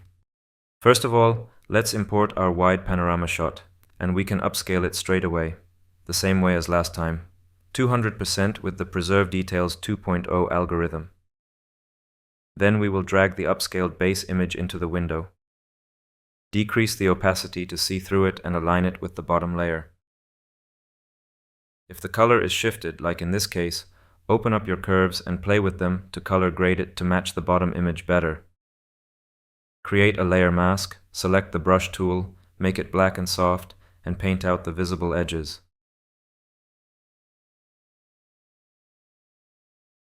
Extend the image to a square while keeping the horizon in the middle. Select Generative Expand as your fill method and click OK. Select the best generation, select the brush, and make it white with a soft diameter. Paint on the mask to extend it to cover visible edges, or use a method that I showed you last time, or use a healing brush. Just make the transition seamless. Flatten your image. Offset the image.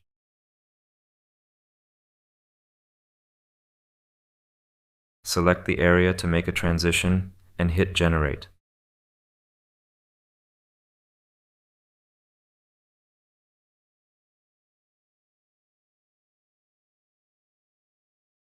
Fix all the issues and replace all the parts of the image that you don't like.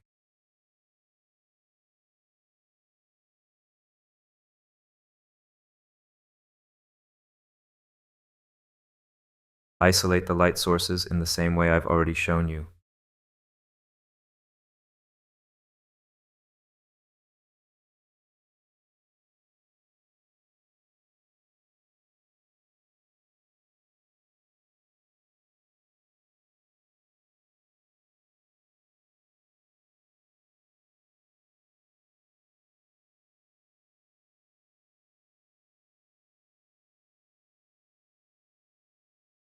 And save both images.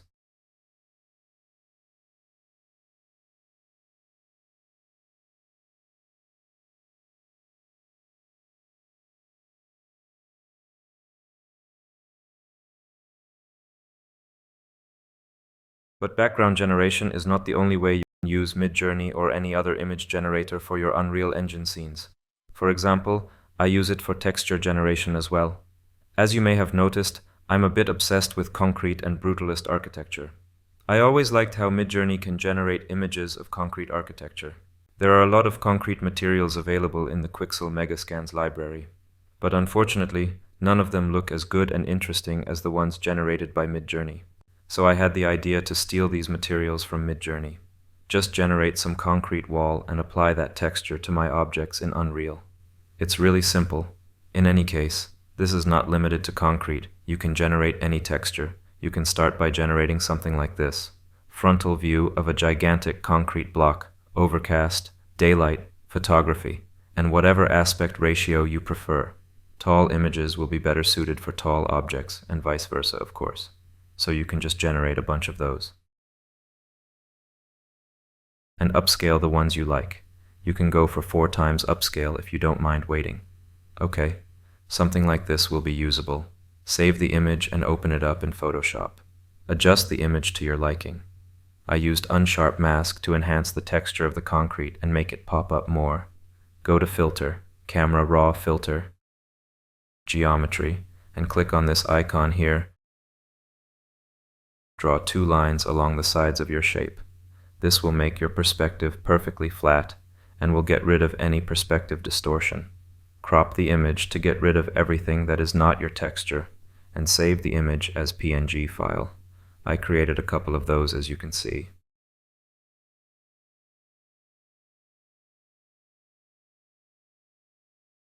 Now, let's create a new scene in Unreal Engine and use our AI-generated backdrops and textures in it. As you can see, I created a new textures folder in my content. Here, I have already imported my backdrops. I created a bunch of those and my textures. Let's create an empty level and create a material for our backdrop.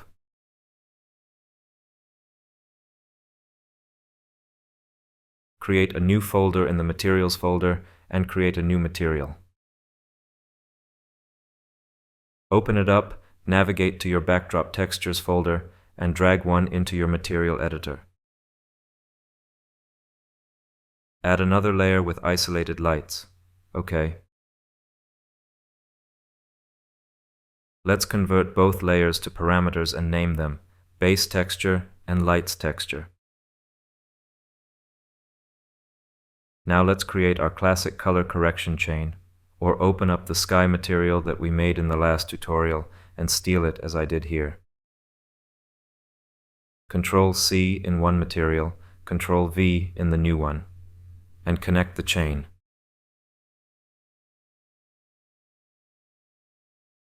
Copy it again and connect it to the lights texture. And don't forget to rename the parameters so we can see that these parameters are controlling our lights.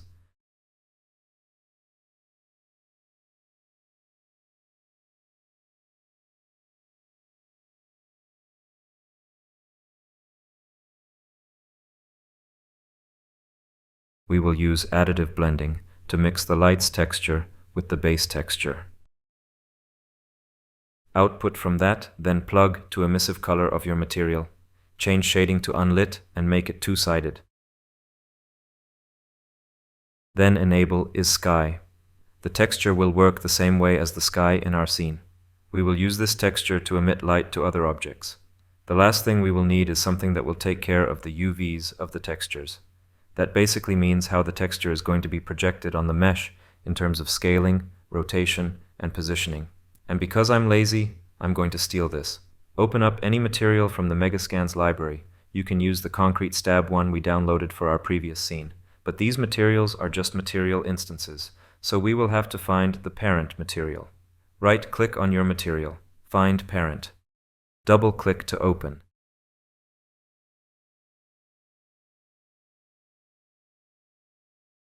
Find this tiling thing. This type of node is called material function. Material functions in Unreal Engine allow you to create reusable chunks of material logic that can be inserted into material graphs as single nodes. This function includes parameters to control the tilting, scaling, and rotation of a texture. Control-C, go back to your backdrop material and Control-Paste. Connect it to the UVs of both textures.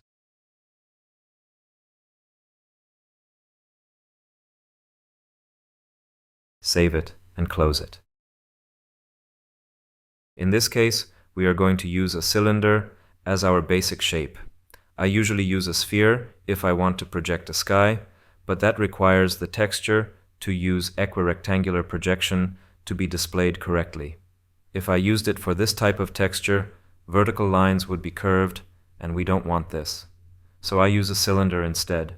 Reset the position to 0, 0, 0, and make it very big, like 10,000 by 10,000 by 20,000.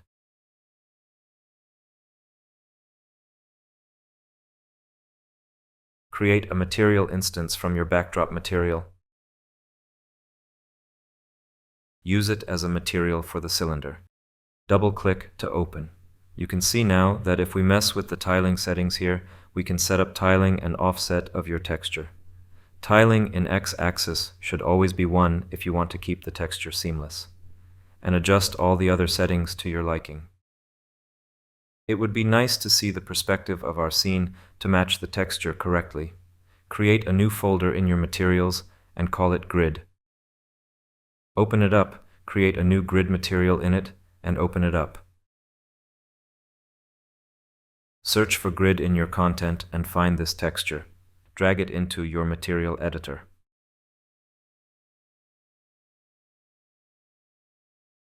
Change the blend mode to translucent and shading to unlit. Plug the texture into opacity. Then create a constant with the value of 1 and plug it into emissive color. Create a texture coordinate and multiply it by a new scalar parameter called grid size, with 1 as a default value. Save it and close it. Back up with the camera in your overview viewport to see the whole thing. Add a new plane. Zero out its position and make it very big. Create a material instance from the grid material and use it as a material for the plane. Open up your instance. Adjust the scaling of your grid so you can see the perspective well. You can rename the cylinder to backdrop and the plane to grid if you're in the mood to name things. Open up your backdrop material instance and change the Y position so it roughly matches the perspective of the grid. This looks okay to me. Now you can start building the geometry of your scene. In this case, I'm going to use simple geometry and use the textures we created in Midjourney. I created a special material that allows you to use any texture you want on any mesh, but it works best for concrete blocks or walls. That's what we are going to create. And since this material is quite complex to make, I'll give it to you to download together with all the concrete textures I created. You can download it in the download section. I created a new level for this purpose, but you can keep your project open. Copy the whole folder, wall material that you downloaded to your materials folder. You can use Explorer or any way you prefer. Now if you get back to your project and open up the materials folder, you should see the new folder imported. Open up the folder, and there is this wall mat material. If you open it up, you can see that it's got textures in it. These should be the textures in the folders here. Sometimes it happens that the links get broken and it doesn't find the textures after importing. In that case, you would have an error in your material editor and you should replace the textures manually. But it should be linked like this by default. I'm going to create a cube to show you how the material works. If you open it up, you can see that it's got textures in it. If you set the instance as material for the cube, you can see that we have our concrete texture. You can see that immediately this concrete texture looks far more realistic and interesting than the textures from the Megascans library. Let's look at some options for how to adjust it further. Open up your wall mat instance. First of all, this material allows you to use a different texture for the top of the cube. If you enable Use Top Layer, you can see that the texture changed. Here in the texture section, you can specify what texture you want to use as the base texture and what you want for the top texture. Let's switch it back off for now. Here you have your classic tiling and scaling that you already know. Here you have your color corrections. you should already know as well. Here you can make the edges darker. I like the effect of having the edges of the mesh slightly darker. If you observe objects in the real world, it's often happening there too. You can specify the amount of fade and also the length of the fade. And here we have this nice feature called Edge Normal that allows you to soften the hard edges. This adds another level of realism. Objects in the real world rarely have super sharp edges, and so very often sharp edges are one of many things that make 3D not look real. So I like this trick. It doesn't change the mesh in any way, it's just done with a normal map that is generated specifically for this purpose. I also generated roughness maps for my textures. If you activate Use Base Layer Roughness, you can mess with the roughness based on the roughness texture. If you know how roughness in Megascan's material works, this will be very similar. You can set up the roughness min and roughness max value, and by doing that you can make your material more reflective to get that shiny or wet look.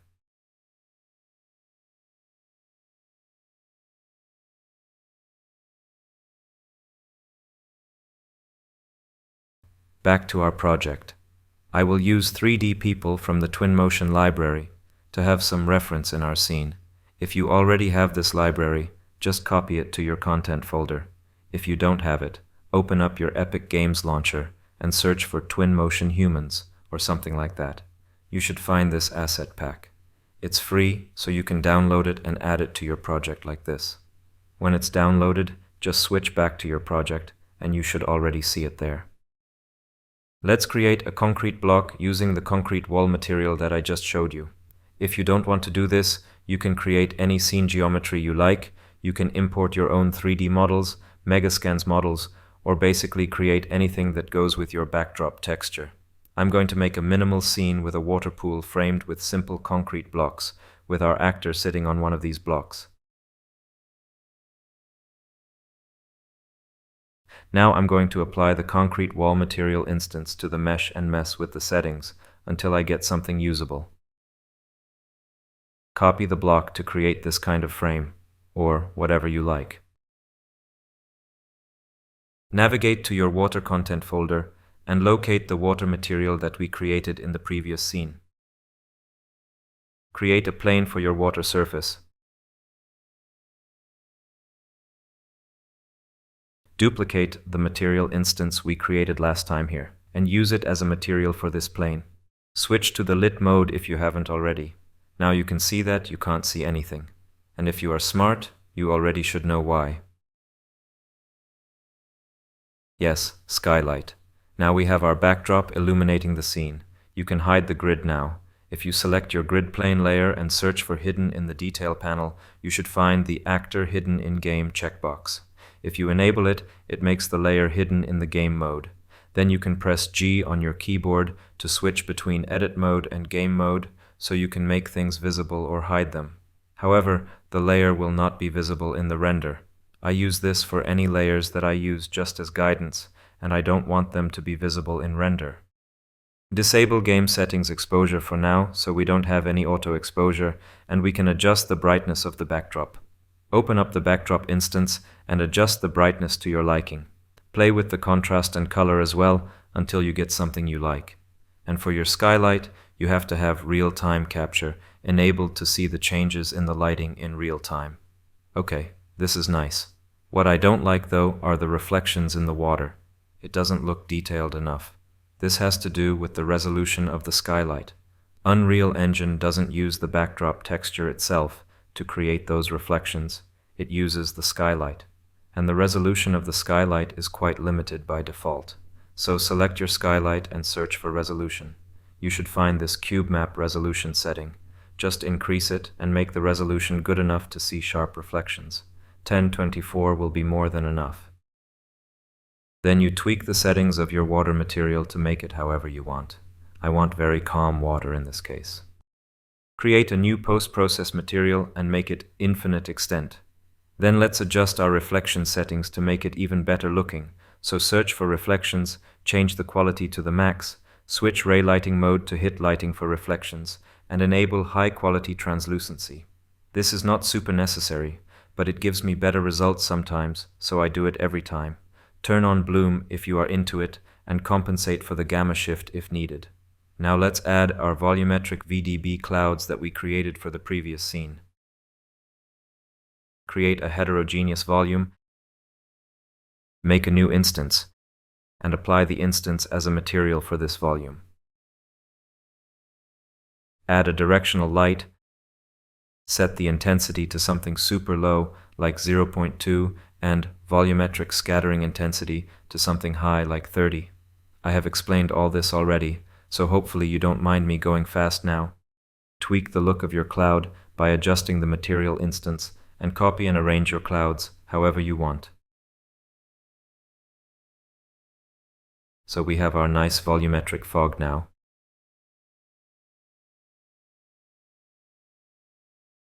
The problem of those texture-based environments can be that the texture is too static, and sometimes it's a good idea to add a little movement to it. Something like subtle moving fog or atmosphere will help in most cases to make it look alive. Now I'm going to show you a special kind of material that will fake this moving atmosphere. Unreal Engine basic exponential height fog is, well, very basic. It overlays the scene with a color that is more intense the farther away it is. But this is not how real fog works. The real fog doesn't have any solid color. It only works by scattering the light. You can see it in these examples of the real fog. We are going to create a special kind of fog plane that will work just like that. And we are going to use the new material substrate system to do this. Go to Edit, Project Settings, search for Substrate, and enable those three things. Restart the engine. Create a new folder in your materials and name it ScatFog, for example. Create a new ScatFog material and double-click to open. Open up your material and you will see this. Change the blend mode to translucent colored transmittance. Search for substrate slab and add the node. Then add substrate horizontal blend. Plug substrate slab in the foreground input and substrate default shading to background. The output goes to front material input of the material. Create a constant. Click on your main material node and change the refraction method to index of refraction. Connect the constant of 1 to the refraction input of your material. Connect a new constant of 0 to the opacity input on your substrate default shading. Add substrate transmittance to mean free path and plug it into SSS MFP input of the substrate slab. Add a constant of 1 and plug it into transmittance color. Add linear interpolate with A 0.6 and B 0.8 to the roughness input of the substrate slab thing. Then search for this texture, tiling noise 0.5 and drag it into your material. Add texture coordinate. Multiply it by a new scalar parameter called scale with a default value of 0.3. Create add and plug it in. The output of it goes to texture sample UVs. Create a time node and multiply it with a new scalar parameter called wind with the value of 0.005. Connect it to the input of a new append node. To B, connect a constant of 1. Plug the output of this to B input of the add thing. Make it nice. Plug the texture sample into a new power node. Create a new scalar parameter called contrast with a default value of 0.3 and plug it into the EXP input of the power thing. Add multiply. Add radial gradient exponential and multiply it by depth fade. Plug a new opacity scalar parameter of 1 to the opacity input and a new fade distance scalar parameter of 0 plug into the fade distance input. Connect this all into the free multiply slot. All that goes to the alpha input of the linear interpolation thing. The same output goes also to the substrate horizontal blend mix input. Save it and close it. Create a new plane, rotate it to face your camera, and make it bigger. Create a new material instance from your ScatFog material and use it as a material for your plane. You can see this cloud that is basically scattering the light behind it, and it's moving. Wow. Rotate it so the direction of the movement is correct and scale and place it however you want. Double-click on your material instance and play with the parameters. Opacity is pretty self-explanatory. Contrast will usually make the cloud texture more or less detailed. Fade distance would determine how the depth of your scene will influence the fog strength, but here we have just flat texture, so it wouldn't work anyway. So I leave it disabled. What I don't like though is that the edges of the cloud are too harsh. The idea was to scatter the light progressively, less toward the edges of the cloud, but it made the edges look weird, so I deleted this connection and saved the material. What I also don't like is the visible edge of the plane itself. So I add a new scalar parameter, call it mask, default 1, and plug it into the radius of the radial gradient, exponential. This will allow me to fade the cloud towards the edges. Copy and arrange the clouds wherever and however you like. This is okay.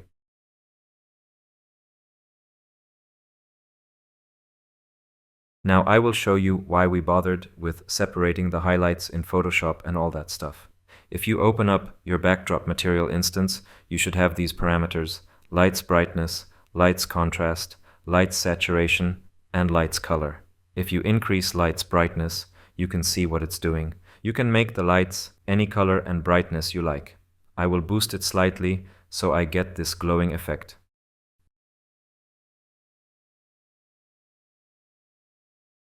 Let's add a level sequence and make a camera animation. Create a new Cine camera actor and drag it to your sequence. Set up your camera film back, focal length, and set up keyframes for your camera track. I already showed you how to do this. In this case, I will play with keyframes a little more to create more interesting camera movement. You can use this type of movement in combination with a live actor and tracked camera. You should know how to do this from previous parts of my course. If you want to use a static camera shot, you can of course do that too, but the range of camera movement will be much smaller in that case. So this is the camera animation that I created just to test it out. You can of course try different things. In this case, I downloaded this automotive bridge scene. You can get it for free on Epic Games Marketplace. This part is not a step-by-step tutorial. It's just a showreel of what you can do with your AI-generated backdrop in combination with a free 3D model.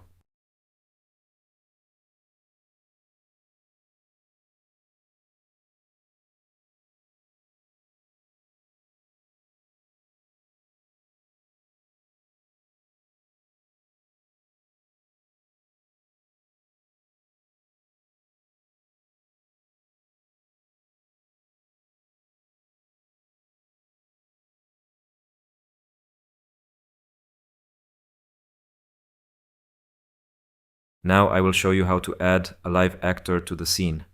We will make something similar to last time, but in this case, we will do a shot that requires more advanced keying, so I can show you other tricks that I use in more challenging situations. There will be no pre-processing of the footage in this case, and the denoising process is going to take place straight in Fusion. Before we get into it, I'm going to show you the overview of our keying graph. So this is the shot we are going to prepare so we can replace the 3D woman in our scene with this real one. This is our keying graph in Fusion. First of all, we will crop the footage to get rid of all the redundant space in the frame. Then we denoise the footage. We will create a clean plate and create two separate keys. One is the core key, and then we have our edge key. We have a garbage matte mask that isolates just the part of the image that is necessary. Then we are extending the edges to get rid of edge outlines. We are despilling it to get rid of any green tint in the footage. Then we are multing our mask back. To isolate the shadows, we do something slightly different than last time. We use Luma keying and isolating just the part of the image where our shadows are. Then we fill all colors with black and keep just the alpha channel. We are merging this shadow with the keyed footage. Then we do some advanced sharpening. For export, we are using the saver node and converting our gamma to linear for that purpose. This was just an overview. Now let's look at how to do it step by step. So, we import the footage and drag it to the timeline. This is an R3D file shot on a red Epic Dragon camera. Switch over to the Fusion page and you should see this. Adjust your workspace to your liking. I'm using the Midflow workspace with just one preview window as I already showed you. I'm not going to go into details about the things I have already explained, so I don't waste any more time than necessary. I'll delete media out since we won't need it for this workflow. Add a crop node to crop the image so it contains just your actor and you get rid of unnecessary space.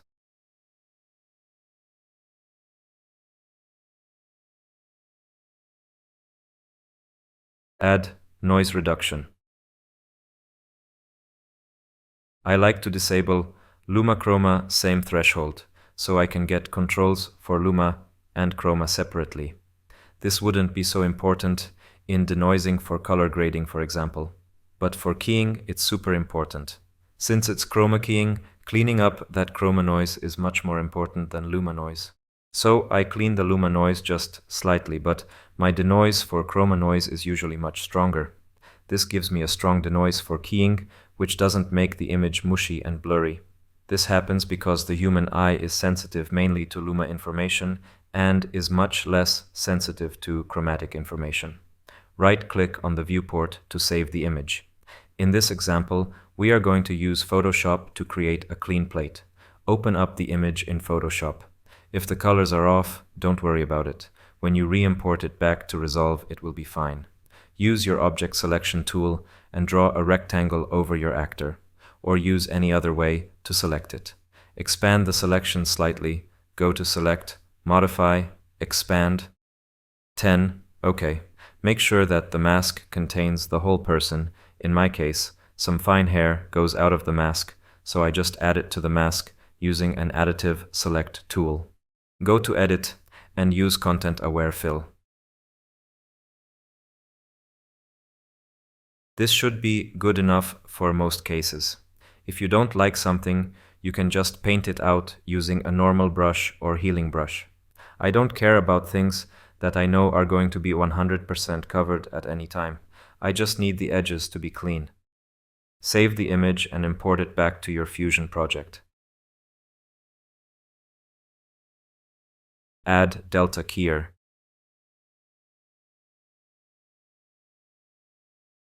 You would normally sample the green color over here and you would get results like this.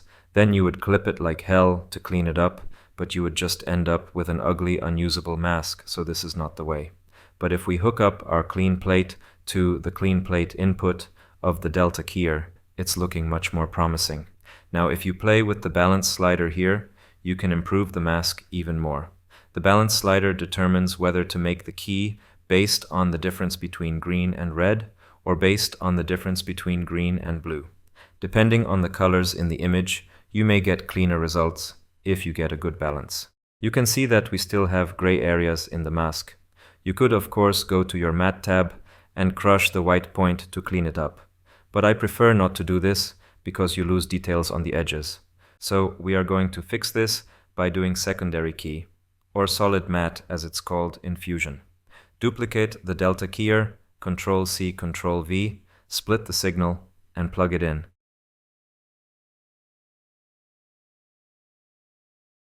Make this mask much more contrasty by playing with the mask threshold. Shrink the mask and hook it up to the first Delta Keyer as solid matte input. And that will do the job. Then you can create a polygon and draw this shape to make a garbage matte. Invert it, soften it, and plug it into the garbage matte input of your Delta Keyer. If you click on this three-dot menu here, you can add a gain and gamma slider into your viewport. This is super helpful to see if our mask is actually clean. If it is, the background should stay black. In this case, it doesn't, so I will just slightly shift the black point of the mask in my Delta Keyer. Now it's okay. So now the edge treatment. You can see this ugly edge, so we will have to get rid of that. We will use the same approach with the Advanced Edge Extend that I already showed you, but in a slightly different way. Connect the background input of Advanced Edge Extend to the clean video signal. Then use the output of your Delta Keyer as alpha. And if you're autistic, you can make this unnecessary corner here. Now add matte control between the delta keyer and the advanced edge extend. The great thing about this is that you can mess with the alpha mask that you feed into the edge extend to get different results. But you will not mess with the alpha channel itself, and that's what we need. You can see that now if I slightly blur the mask. By adjusting the matte control, the edge extend gives me different results, so this will come in handy. I add another matte control after my edge extend, and I use it to dispill the footage. Go over to the Spill tab and find the best option for you. The aim is to get rid of any green tint or reflections in the footage. But don't overdo it, you can easily ruin your skin tones. The medium setting is fine for most cases. Now we will combine this mask from the delta keyer with the edge extended footage. So, create alpha multiply. Enable multiply by mask. Use your matte control output to input of alpha multiply and delta keyer output to effect mask input. You can see now that my edges are looking better, but if I play with the mask that goes to the advanced edge extend, if I blur it, I can get even cleaner results.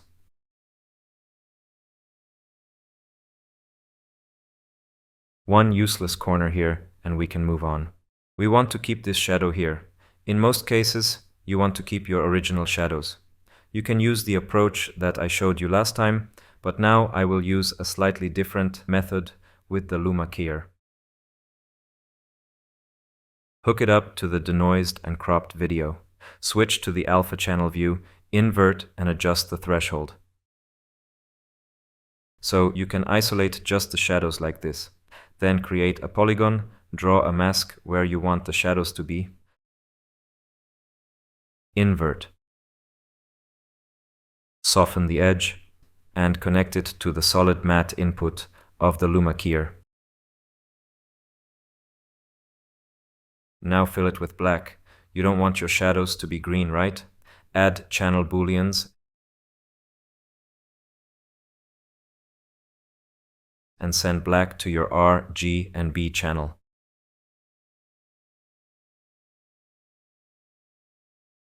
Now merge it with everything else.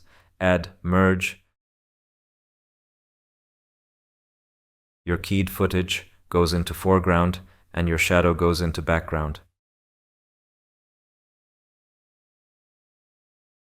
Now you can see that our footage is not as sharp as it should be. You would normally use something like unsharp mask and sharpen it like this. But the sharpening I want to use here is quite strong. That's because Unreal Engine tends to make everything much softer thanks to things like bloom or anti-aliasing. So a good idea is to sharpen the footage before you import it into Unreal. Moreover, this footage is quite soft already, so I will use even more sharpening. But this looks bad. Look at all the color artifacts. And the edges look terrible. So what can we do about it? The idea is to split the color space into HSV mode and let sharpening happen only on the V channel. I already explained what HSV color space is, and the attentive viewer already guesses that V channel means brightness channel. So if we sharpen only the brightness channel, the sharpening will not affect the colors. And that's exactly what we need. So add this color space node before your unsharp mask. Set the conversion to color, color type HSV. This will convert the channels. Now the red channel carries information about the hue of the color, the green channel carries information about the saturation of the color, and the blue channel carries information about the lightness of the color. After your sharpening, you have to convert it back to RGB to see the correct result. So you add another color space and set conversion to RGB. Here we can specify which channels the unsharp mask will operate on. And if we choose only the blue channel, it means that after the conversion, we operate only on the Luma channel. And as you can see, the result looks a lot cleaner than before. Now let's get rid of those edge artifacts. The solution is simple. Just use your inner key mask for the unsharp mask like this. So by doing that, Sharpening won't happen on the edges. Make it beautiful if you are weird and it brings you joy.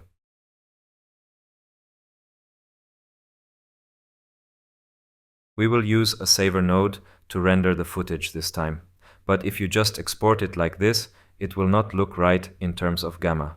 So I always add a color space transform and change the input gamma to sRGB and output gamma to linear. It will make your image super dark here, but don't worry. In Unreal, it will look normal. So finally add the saver node. Click on Browse and select the path where you want to save the image sequence. Then switch to the Format tab and go for DWA. Go to the Fusion menu and click on Render All Savers. And that's it. You can preview your file when rendering to see if everything looks good. You can see that it's looking fine and that gamma is back to normal.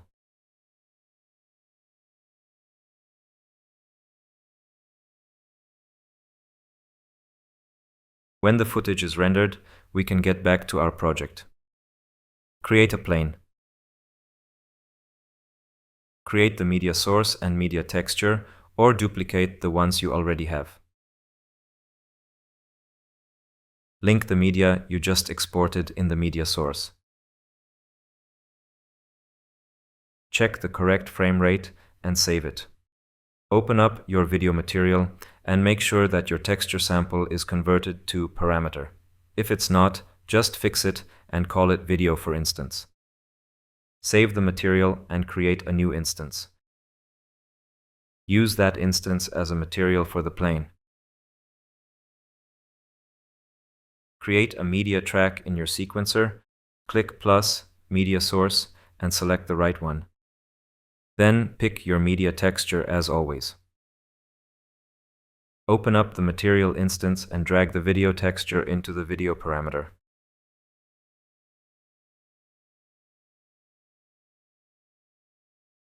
Set the correct scale and position. Color correct the footage to match your scene, like this. The important thing is to give it the care it deserves. If you are happy with your creation, render it out. You can use the same settings as I showed you in the previous scene.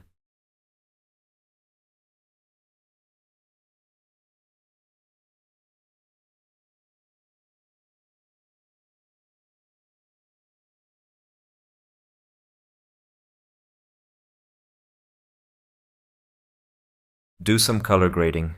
I don't think I need to tell you exactly what I did, because each grading procedure will be specific to your shot. In this case, I isolated her skin color and warmed it up. I did some global contrast adjustments and darkened the water surface. I evened out some weird shades of blue in the background, added some vignetting and softened the thing at the edges. Added soft halation to my highlights, added film grain, and this is my final shot.